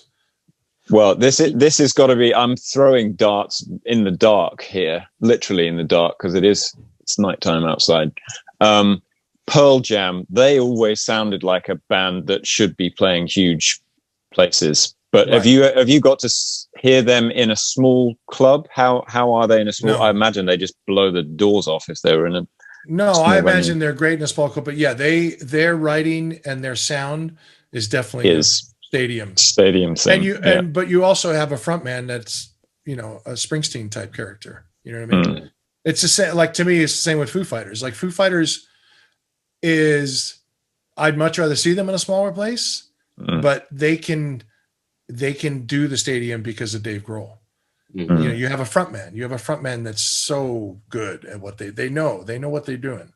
They know how to work an audience, big or small, sometimes it's natural and sometimes you got to work at it. Did you work with them for long? Foos? No. Foos was 2005, and I did a few months with them, and my dad had passed away at the start of that. Okay. So it was kind of just a bad personal time. Yeah. But I've known them for years. I've known Dane for long. I mean, they're managed by the same people that manage the Queens and Nails and Beastie Boys, and I've worked with these guys, Sam Management, John Silva and John Cutcliffe, for years, and they're like the only really great manager out there, as far as I can tell. But we've just known each other through different things. Same with Beck; they manage Beck as well. Right. So, no, I would love to work with them again at some point, but I don't know. We'll see. And actually, now I think about it, the way that you and I got into contact, I think, is through Ali Christie. Am I right? Exactly. Yeah. So, and he was at the point, I think, it must have, he had already gone on to teching for Dave at the point where you and I hooked up. But right. He was Josh's tech, wasn't he? With Josh from Queens, yeah. That's right. So so that's the point of connection for, because Ali Christie has hooked me up with a lot of good people over the years. He's a good guy. Yeah, he's a good instinct on people as well. So I want to, if you're talking to him, tell him he needs to come on the podcast, because I WhatsApped him the other day and I was like, "Oh, how you doing? How's life in lockdown LA or wherever he is?" And he was like, "Yeah, okay." And then I said, "You should come on the podcast. Bill's coming on." Well, maybe I shouldn't call him. No, he's one of the, like in the pandemic, every day you think of somebody new that you need to reach out to just to say, "What's up?" You don't really want to talk to anybody, because after a few months we all have the same conversation, like, "Oh, when do you think it's going to happen again?" Trump's an asshole. It's the same stupid conversation. It's Groundhog Day, right? Yeah. what was I going to say? Yeah, Ali would be a great guy to have on. Like I was going to say, like one of the things before we did this podcast, I was thinking, well, what am I going to talk about other than answer questions? But I wanted to just like acknowledge how great the English road scene is, the production scene, because that was a lot of those guys were big mentors of mine, you know. Like when you first go over to England, you're like, holy shit, you know, it's like, you've never been here. You don't know and it's it's the same moving parts, but it's definitely a different culture and how you deal with people. And especially when you go over to Europe and stuff, but the English road scene is amazing. Like those, you should try to get as many people as you can that are in that scene. Cause they're, the Guy Ritchie movies, right? Director Guy Ritchie and all his kind of crazy movies. When I first saw his first couple of movies, I was so into them. And then I realized why was I into them? And one, because they're just great movies, but two, like his characters, they're all the English music road characters, production. They're just those, from promoters down to bus drivers, you know what I mean? Truck drivers. It's England. Like he's so good at representing England, you know, the England that I like, you know. And England has generated so many legendary roadies, man. Like just to this day, we still talk about certain people in such high regard because they are those characters, you know. I learned early on in England that like most of the English roadies that come out of that scene are really good at what they do because it's such a limited space, you know, a slot to find that when you get it, you're good. You know what I mean? Because there's always somebody really on your heels. Not that isn't like that here, but there it's much more secular and there's a much smaller amount of open job openings. It does seem like it does seem like everyone kind of knows each other, you know. Absolutely. Yeah, and they're all pirates, you know.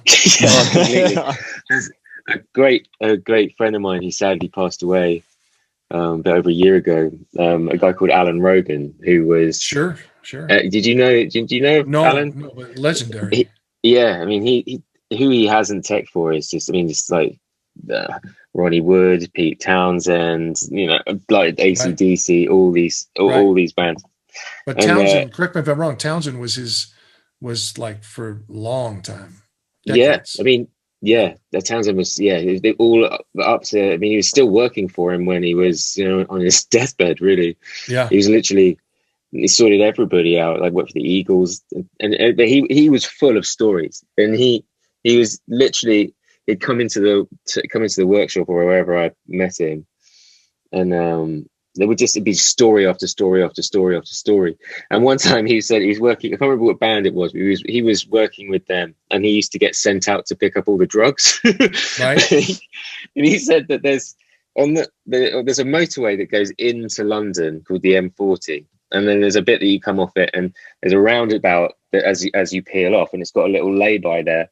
And this is like must be in the 70s, 80s. And he'd go down there, park up and then pop the bonnet of his car, and then this guy in an AA van, so like a roadside recovery kind of thing, would drive up, park up, and then put some wires or whatever into the bonnet of the car, and then just put a huge load of whatever they had ordered in there. It was amazing. And there's what's the other one? There's one time where he was doing. He was taken for Keith Richards, and he said that Keith would give him a nod, and it would mean that he'd have to rack up a little bit of special stuff. And he gave him a nod. He put it all together as he should do, and he came over to take it, but it was on. Alan said it was on his hand, so he had to take the guitar. Keith would do what he needed to do, and then he'd give his guitar back and whatever. But Keith knocked his hand, so it went all everywhere. So he gave Alan the guitar and did it himself, like got some out himself. Sure. And then it came to the guitar solo, and Alan had the guitar, and Keith just went, "You're going to have to do it." Alan was standing there, and this is the tour that the Stones did, where it was in the round, so everybody could see from all sides. Sure. And apparently Alan was there. I mean, Alan was a phenomenal guitar player, and he was there playing, you know, the solo and everything. And apparently the whole band are turning around like Mick's there going, "What the fuck are you doing?" So good. It's so good. It was literally. It was, you know, that one after the other, after the other, after the other. I mean, that was no. Like people always ask not always ask, but some people go, you know, man, you got to write a book or you got to do a movie on the scene, and it's like, fine, but it has to be about the English scene, because I mean, we have our moments over here in the States, but the English scene is, I mean, it's just everybody's a character, you know. Yeah, they just are. And I think a lot of it is because it is, I mean, it's England, but it's also a very small, tight-knit community. And there's just good people over there, like the vendors, like there's people like Dave Ridgway at Neg Earth and Brian Grant at Brit Row and the guys over at Scan PA. For me personally, trucking and busing guys, they're just like, they're really helpful when you come over as a foreigner, you know, and they enjoy it, you know. And they enjoy teaching you the culture and how to work around certain things that you've never seen before in your life, you know, and how to apply things that you think you know and you don't, because they just do it differently. Yeah, I have a high regard for England and for that crew over there, because they're animated, but they're just good people, you know, just really good people. Yeah. What else? What's happening? What do you think? You know what you need to do. You know what you need to do now. You can't drop those seeds of, oh, you know, maybe I should do a movie or whatever. All you need to do is get a narrative together and then call Netflix. Like they're commissioning things left, right, and center. You just have to walk in there at, you know, 6'20" or whatever you are, and just lay the thing on the desk and say, "Give me some money. This is what we're doing." Go for it. You know, I've certainly have thought about it. I've written some short stories just sitting, but that's great. Are they published anywhere or just sitting on your computer? No, there's one particular Kanye West story that I wrote. It's just a few paragraphs that a lot of people seem to like. You need to email me that and I'll forward it to Matt. I will. Yeah, I want to read that one. It's good. That's a really interesting period, is the Kanye period. That was short as well. That was a 3-month contract that I had signed with them. And I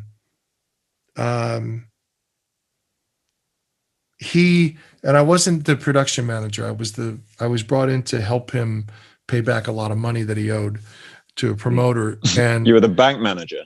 Well, the idea was to simplify, you know, like a lot of my soapbox that I get on is about how wasteful and abusive we are to production, with production, especially with the groups that I work with. But I think just overall sort of gets back to what we were talking about with the whole pop thing. And I've just always been on the stance that, like, we just waste so much money and we waste so much time and so much energy that could be used to just enjoy the show rather than have to produce it, you know. I mean, that's our job, but the shit that we do sometimes is so overproduced and so dumb.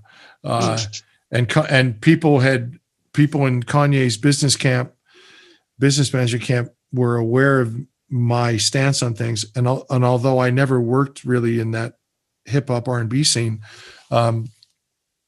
they stayed on me. It was while I was working with Queens. And we did a 3-month contract, and I was supposed to show Kanye how to do more with less, right? And maximize his profits in a short amount of time by cutting his production overhead costs down. And it was really cool. And it started off great, and then it just kind of dissolved into Kanye, who I have respect for. I think right now he probably needs some mental help. You know, I think he's struggling. Yeah, I think he's definitely struggling. And I'm sure he knows it. I'm sure his family knows it. And obviously in this stupid world we live in, sometimes a lot of people know it, you know, through media and all that, but you know, you can't believe that. But yeah, I've just seen, like, there's just interviews with him where you just go, yeah, there's something really bothering this guy. But that was kind of cool. That was cool to see the other side of what I do, you know, with somebody who's totally in the super hardcore mainstream, you know. Mm. And we almost succeeded, but he just can't help himself. He wants to be a lot of people to a lot of people, you know. Renaissance man. But I don't know. Yeah, I hope he finds his way, because, you know, running for president is not what he should be doing. No. No. Do you think, just while I think about it, is there likely to be any footage of shows that you did production on YouTube? Like, where were the shows that you had a hand in production? It would be fun to. It would be fun to see what you brought to it compared to his usual kind of bombast. Oh, his thing was what years? 2000, whatever year he played Coachella the first time. Okay. Right. The one where he used the Michael Jackson Victory Tour crane, you know? Yeah. That one. And that was the show that I did the handover to somebody else, because it was the 3 months was up, and we basically said, if it doesn't work after 3 gigs, then we can just walk away from each other. But it was cool for me. That gig was also cool for me because I had the final say on things, which I've never had before. So it was great to just say, no, we're not doing that. And Coachella, everybody was like, what a landmark performance. But myself and the rest of the crew and the guy who was taking over for me, we all thought it was a piece of shit. We were just like, this is so hokey and so like, things just happened with luck, you know? Yeah. Right. And the audience was like, oh, that was, and the reviews. And I'm like, really? It's like, it's garbage, you know? But again, it's only my opinion, you know? But we did a show in South America the first time Lollapalooza was in Santiago, Chile, and he headlined one of the nights. And that was like, just whatever's over in the back lot, let's build it and see if he likes it, you know, to put on a show. It was totally a makeshift show. And I actually saw how great he was, how great he could be, you know, because he didn't have a ton of production. It was him, you know, and a couple of guys on stage. And he was really good and he really liked the show. But it didn't last, you know. He wanted me to build, the night after that show, Coachella was the next show, the last of the three. And he wanted me to build a scale model of the Andes Mountains for him for the Coachella performance. And I was just like, oh, he's back. You know, he had like 18 designers, you know, with him. And they all had some, yeah, it's just like keeping costs down, man. Yeah, absolutely. I mean, I think he spent more than he made at Coachella, quite honestly.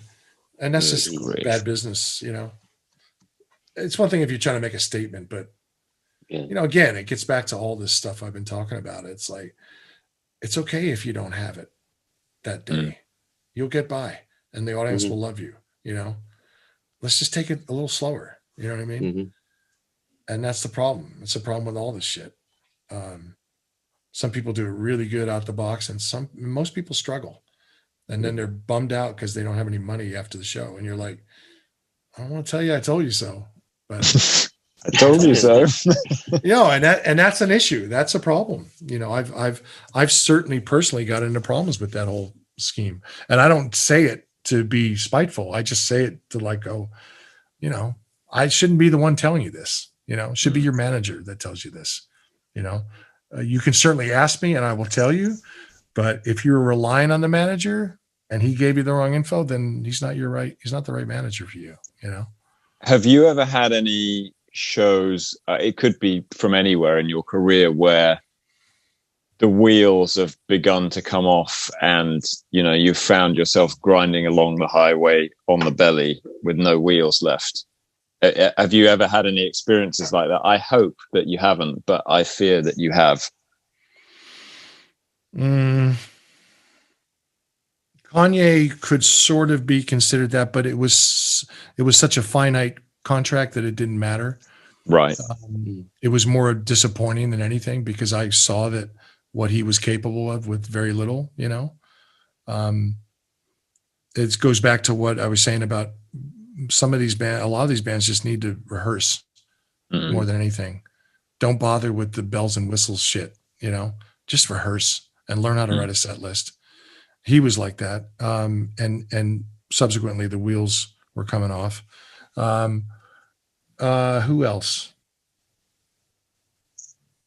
The pop band, one of the few pop bands I worked with, 98 Degrees, which were like a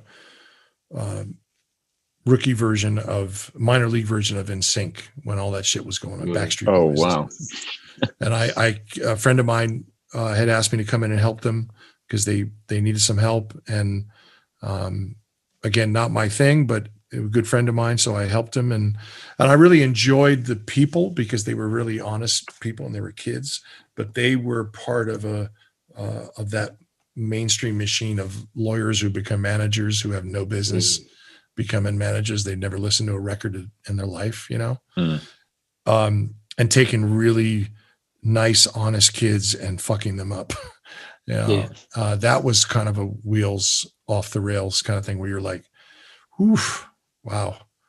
You know, they had asked me at one point, they go, what do you think we should do? You know, their career was just kind of sitting there. And I said, if I were you, I'd go in and I'd go in a studio and re-record Pet Sounds by the Beach Boys. Cause these kids they could actually sing. They had incredible harmonies. And I just kind of said it as a joke, but not really. And they were like, who are the Beach Boys? And I mean, they just didn't know. They just didn't know, you know? And other than that, no, not really. I'm sure there's more, but I can't remember them now, you know? Is there a gig, or, I mean, it would be lovely if you could solo one gig, but is there you know what's coming. I just can't formulate a question. Is there one gig where you just think that was a mountaintop experience where everything kind of fell into place, the audience was into it, the band was on it, production just worked, and this is as good as it gets? Can you kind of remember any shows where you really felt like that?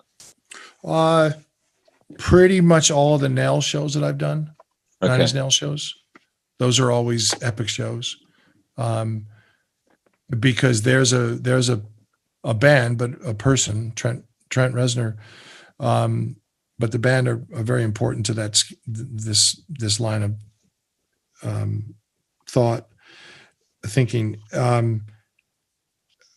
Super into every show he does, like just like you're on needles and pins the whole day, and then the show hits, you're on another level of needles and pins, but it's all enjoyable.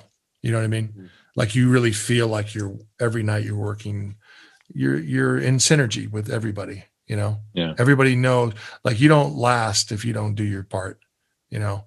But he puts it into such a positive, he just makes you feel part of it, you know? And so many groups don't get that. Either they don't understand it, or they don't have it in them, or they don't care. But every night with him is pretty amazing. And you're relieved when it's over, you know what I mean? Because it's so intense. But it's also, it's that endorphin thing, you know? Yeah. It's what keeps you coming back to doing this. You know what I mean? I hope that this whole thing didn't sound too doomy and gloomy for me, but No, man. but it is, well, good. But because sometimes lately with the pandemic, I think it is, but no, that's why I keep coming back. You know, it's that thing. There was a Chili Pepper show in Australia. We didn't even get to the Chili Peppers. Oh gosh. Jeez. That was a long period, but not great for me, you know? Okay. Not horrible, but just kind of like, you know, again, I went in to fill in for somebody and I ended up staying there, and it did a lot of positive things for my career. But another like great crew, but from a band perspective, like just no vibe, no nothing. Is that because they weren't into helping you to get your thing done, or they weren't into you, or what was it?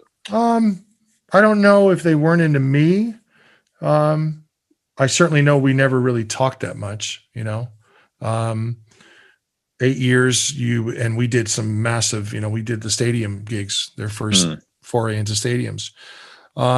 No, I just don't like, I think that's a band that I also don't think translates well into a stadium, Okay.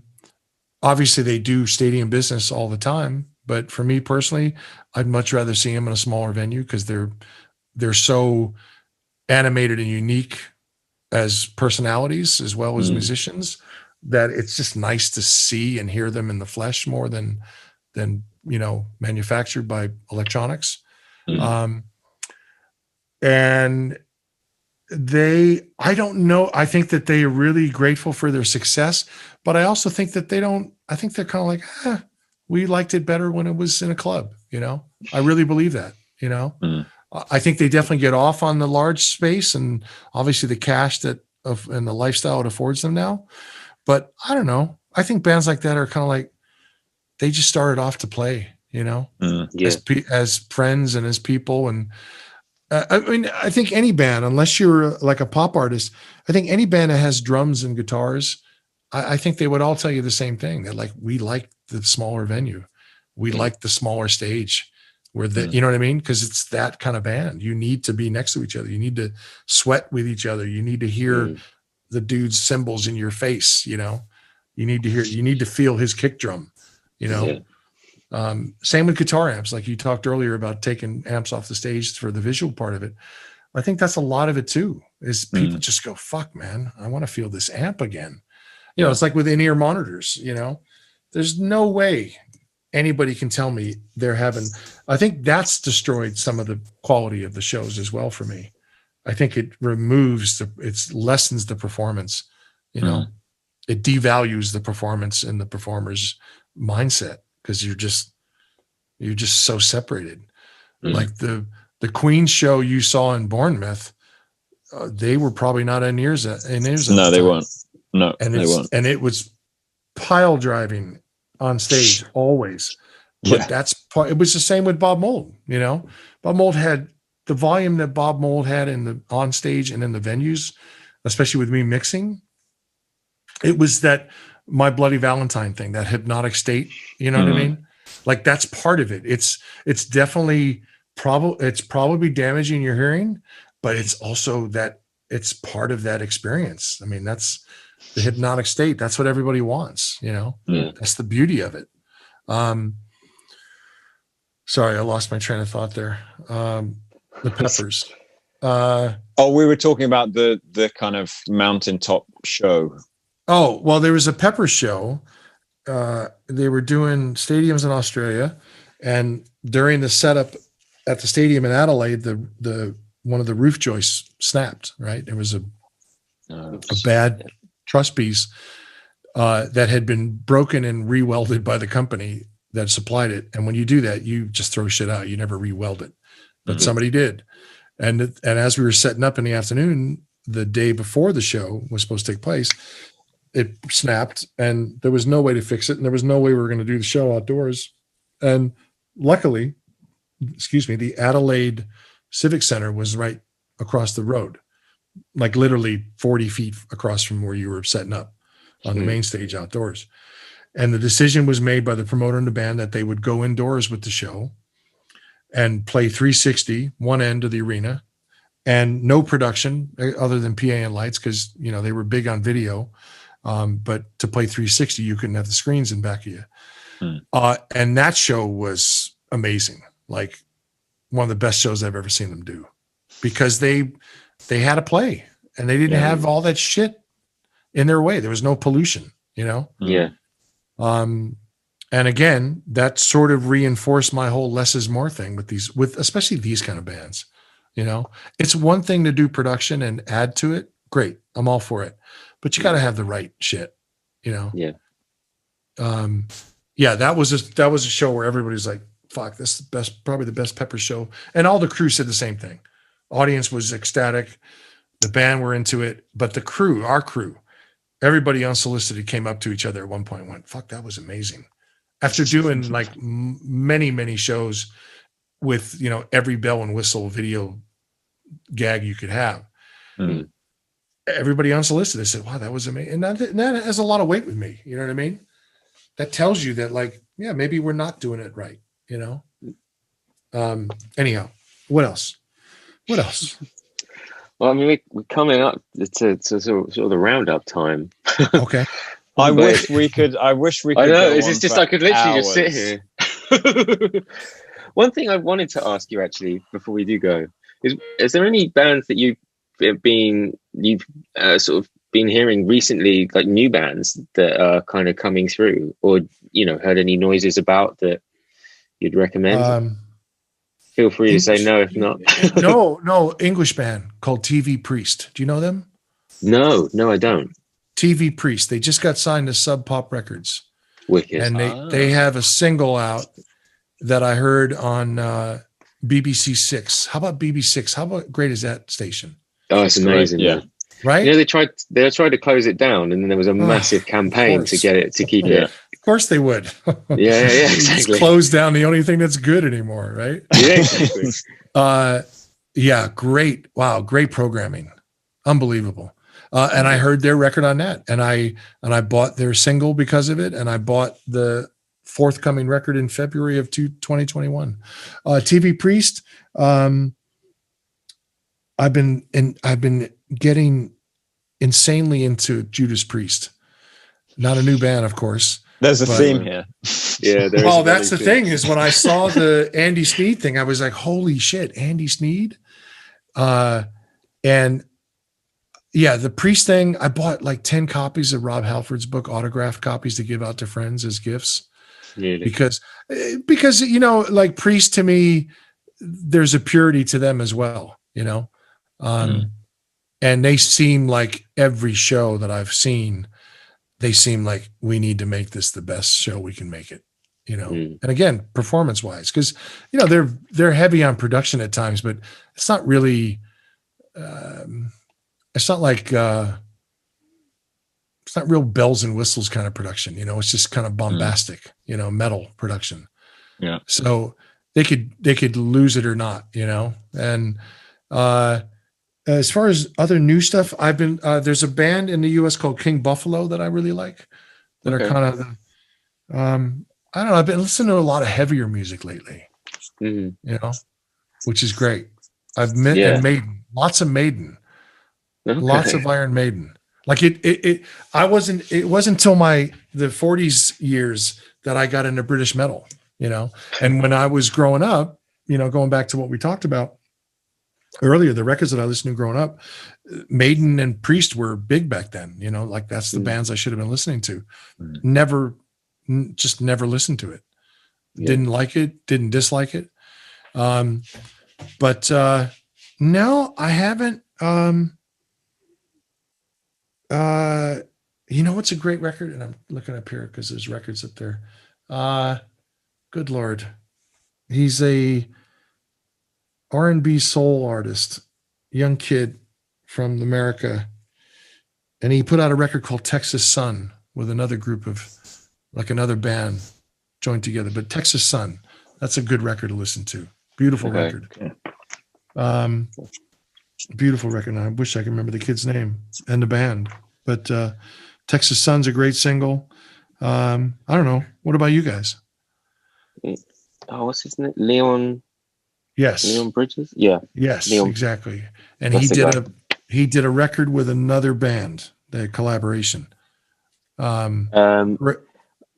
Do you know what? I can't even pronounce it. Kurang Bin or something. Maybe. Oh, I've listened to them on. Watched. Yeah, they're from Houston, I think, aren't they? I think so. They have the bass the female bass player that looks a bit like Natasha Khan from oh my gosh, why can't I remember the name of it? Anyway, she's got the really heavy fringe, and then the guitarist is very instrumental, right? I think I don't know a lot about them. Yeah. I just know that. So they I got the black guy playing the drums, and then they've got the other two, and she kind of does a little bit of singing, but it's mostly instrumental, and it's super cool, like super vibey.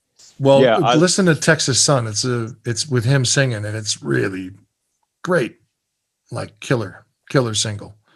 What about you guys? What are you listening to? I've been going through a bit of a weird patch. Like I can't figure out what to listen to. It sounds weird. But I go through. I've had like a mainstay of bands that I've always listened to, and then it's been really cool since I've had other people working with me. They've sort of been bringing their musical tastes into the workshop and stuff, and you know, nice, listening to stuff, which has been really good. So I've been listening to a load of synthwave stuff. So the stuff that's kind of sounds like you think the 80s was, but it wasn't really. But you know, some of that stuff, and like. There's a band that I really love over here. We actually did a podcast with the bass player called Everything Everything, and they just got a new record out, and that's really good. Okay, and, I'll check that out. Yeah, check that out. And oh man, I can't think now. My brain's gone blank. Oh, what's that? All right. What's the guy that there's a guy that used to work with me and Steve called Philip, and he was from Germany, and he had a friend who. Is he a piano player? Steve? Yes. And my middle daughter listens to his first album. He's a pianist, composer. Clemens Christian, I don't know how you say his surname. Poetsch, Poetsch. It's basically solo piano. He's kind of a jazzer, I suppose. But like slightly weird time signatures and stuff. Mm-hmm. It's lovely music to do production work to and just kind of chill out to. Really, they're probably beautiful. And another thing I've listened to, I mean, it's not new, but I've been listening to, there's a group called The Staves, the Three Sisters. Yeah. I know The Staves. Yeah. And they're so, and it's just incredible harmonies. Exactly, man. It's so, English group, isn't it? Yeah, from Watford. Yeah. I got their first record. Yeah, you should check out the one they did with that was Justin Vernon. Recorded. Cool. That's the second record, I think. The first one was actually recorded in the studio, or part of it. The vocals were recorded in the studio where my workshop used to be. State of the Art. Yeah, State of the Art in Richmond. Yeah, they're amazing, and I haven't heard them in a while since that first record. Yeah, they're incredible. Yeah, you should check that second album out. That's amazing. It's one of those things. I went through a period of listening to it every morning. It would just put me in the best mood. Yeah, nice. Yeah, no, they're amazing. Yeah. Steve, what about you? I have a kind of love-hate relationship with music. I don't quite know why, but I almost listen to, or have trended the last few years to listen to music which doesn't have any guitar in it, just because I'm listening to guitar all the time. So listening to, do you know who I really love? I love Miles Davis, like early Miles Davis. And we had there's a really good podcast with his son Erin that we did, I guess, a couple of months ago now. Very interesting. Yeah, that was cool. Yeah. So I do like a bit of Miles Davis. Who else? I've been listening to, I haven't listened to him for a while, but Pavement. Yeah. Some like early Pavement stuff. And then I guess kind of related act, Silver Jews, David Berman. I loved Silver Jews. I mean, the lyrics were just fantastic. Really, really great. I loved I don't even know what kind of lyrics. Some of the later records were quite narrative, I suppose, and they told stories, and it was very clever. But like Natural Bridge around that era, they were just like very there's a lots of imagery in it, but they're like disparate phrases stuck together that somehow cohesed in some. I don't know. It's just very, very interesting. He was a poet as well. Oh, cool. And I was going to read one of his poems out at my wedding, and I don't know what it was. It was the occasion, and I just, as I was standing up, or as I got to the part of my speech where I was about to read it, I started crying and I couldn't read it. Steve Crow, the sensitive side of Steve Crow. Oh my gosh, I'm terrible. Oh, that's good. No, that's useless. Good. It's good you were crying for joy rather than crying for pain. Absolutely, yeah. It was definitely for joy rather than for pain. Oh, good man. Well, gentlemen, I really appreciate you having me on, man. Thank you so much for coming. You're welcome. I enjoy recounting stories. I hope it wasn't too doom and gloom at times. No, it was great. It was real. That's what it was. Good. Good. And Kendra said to say hi.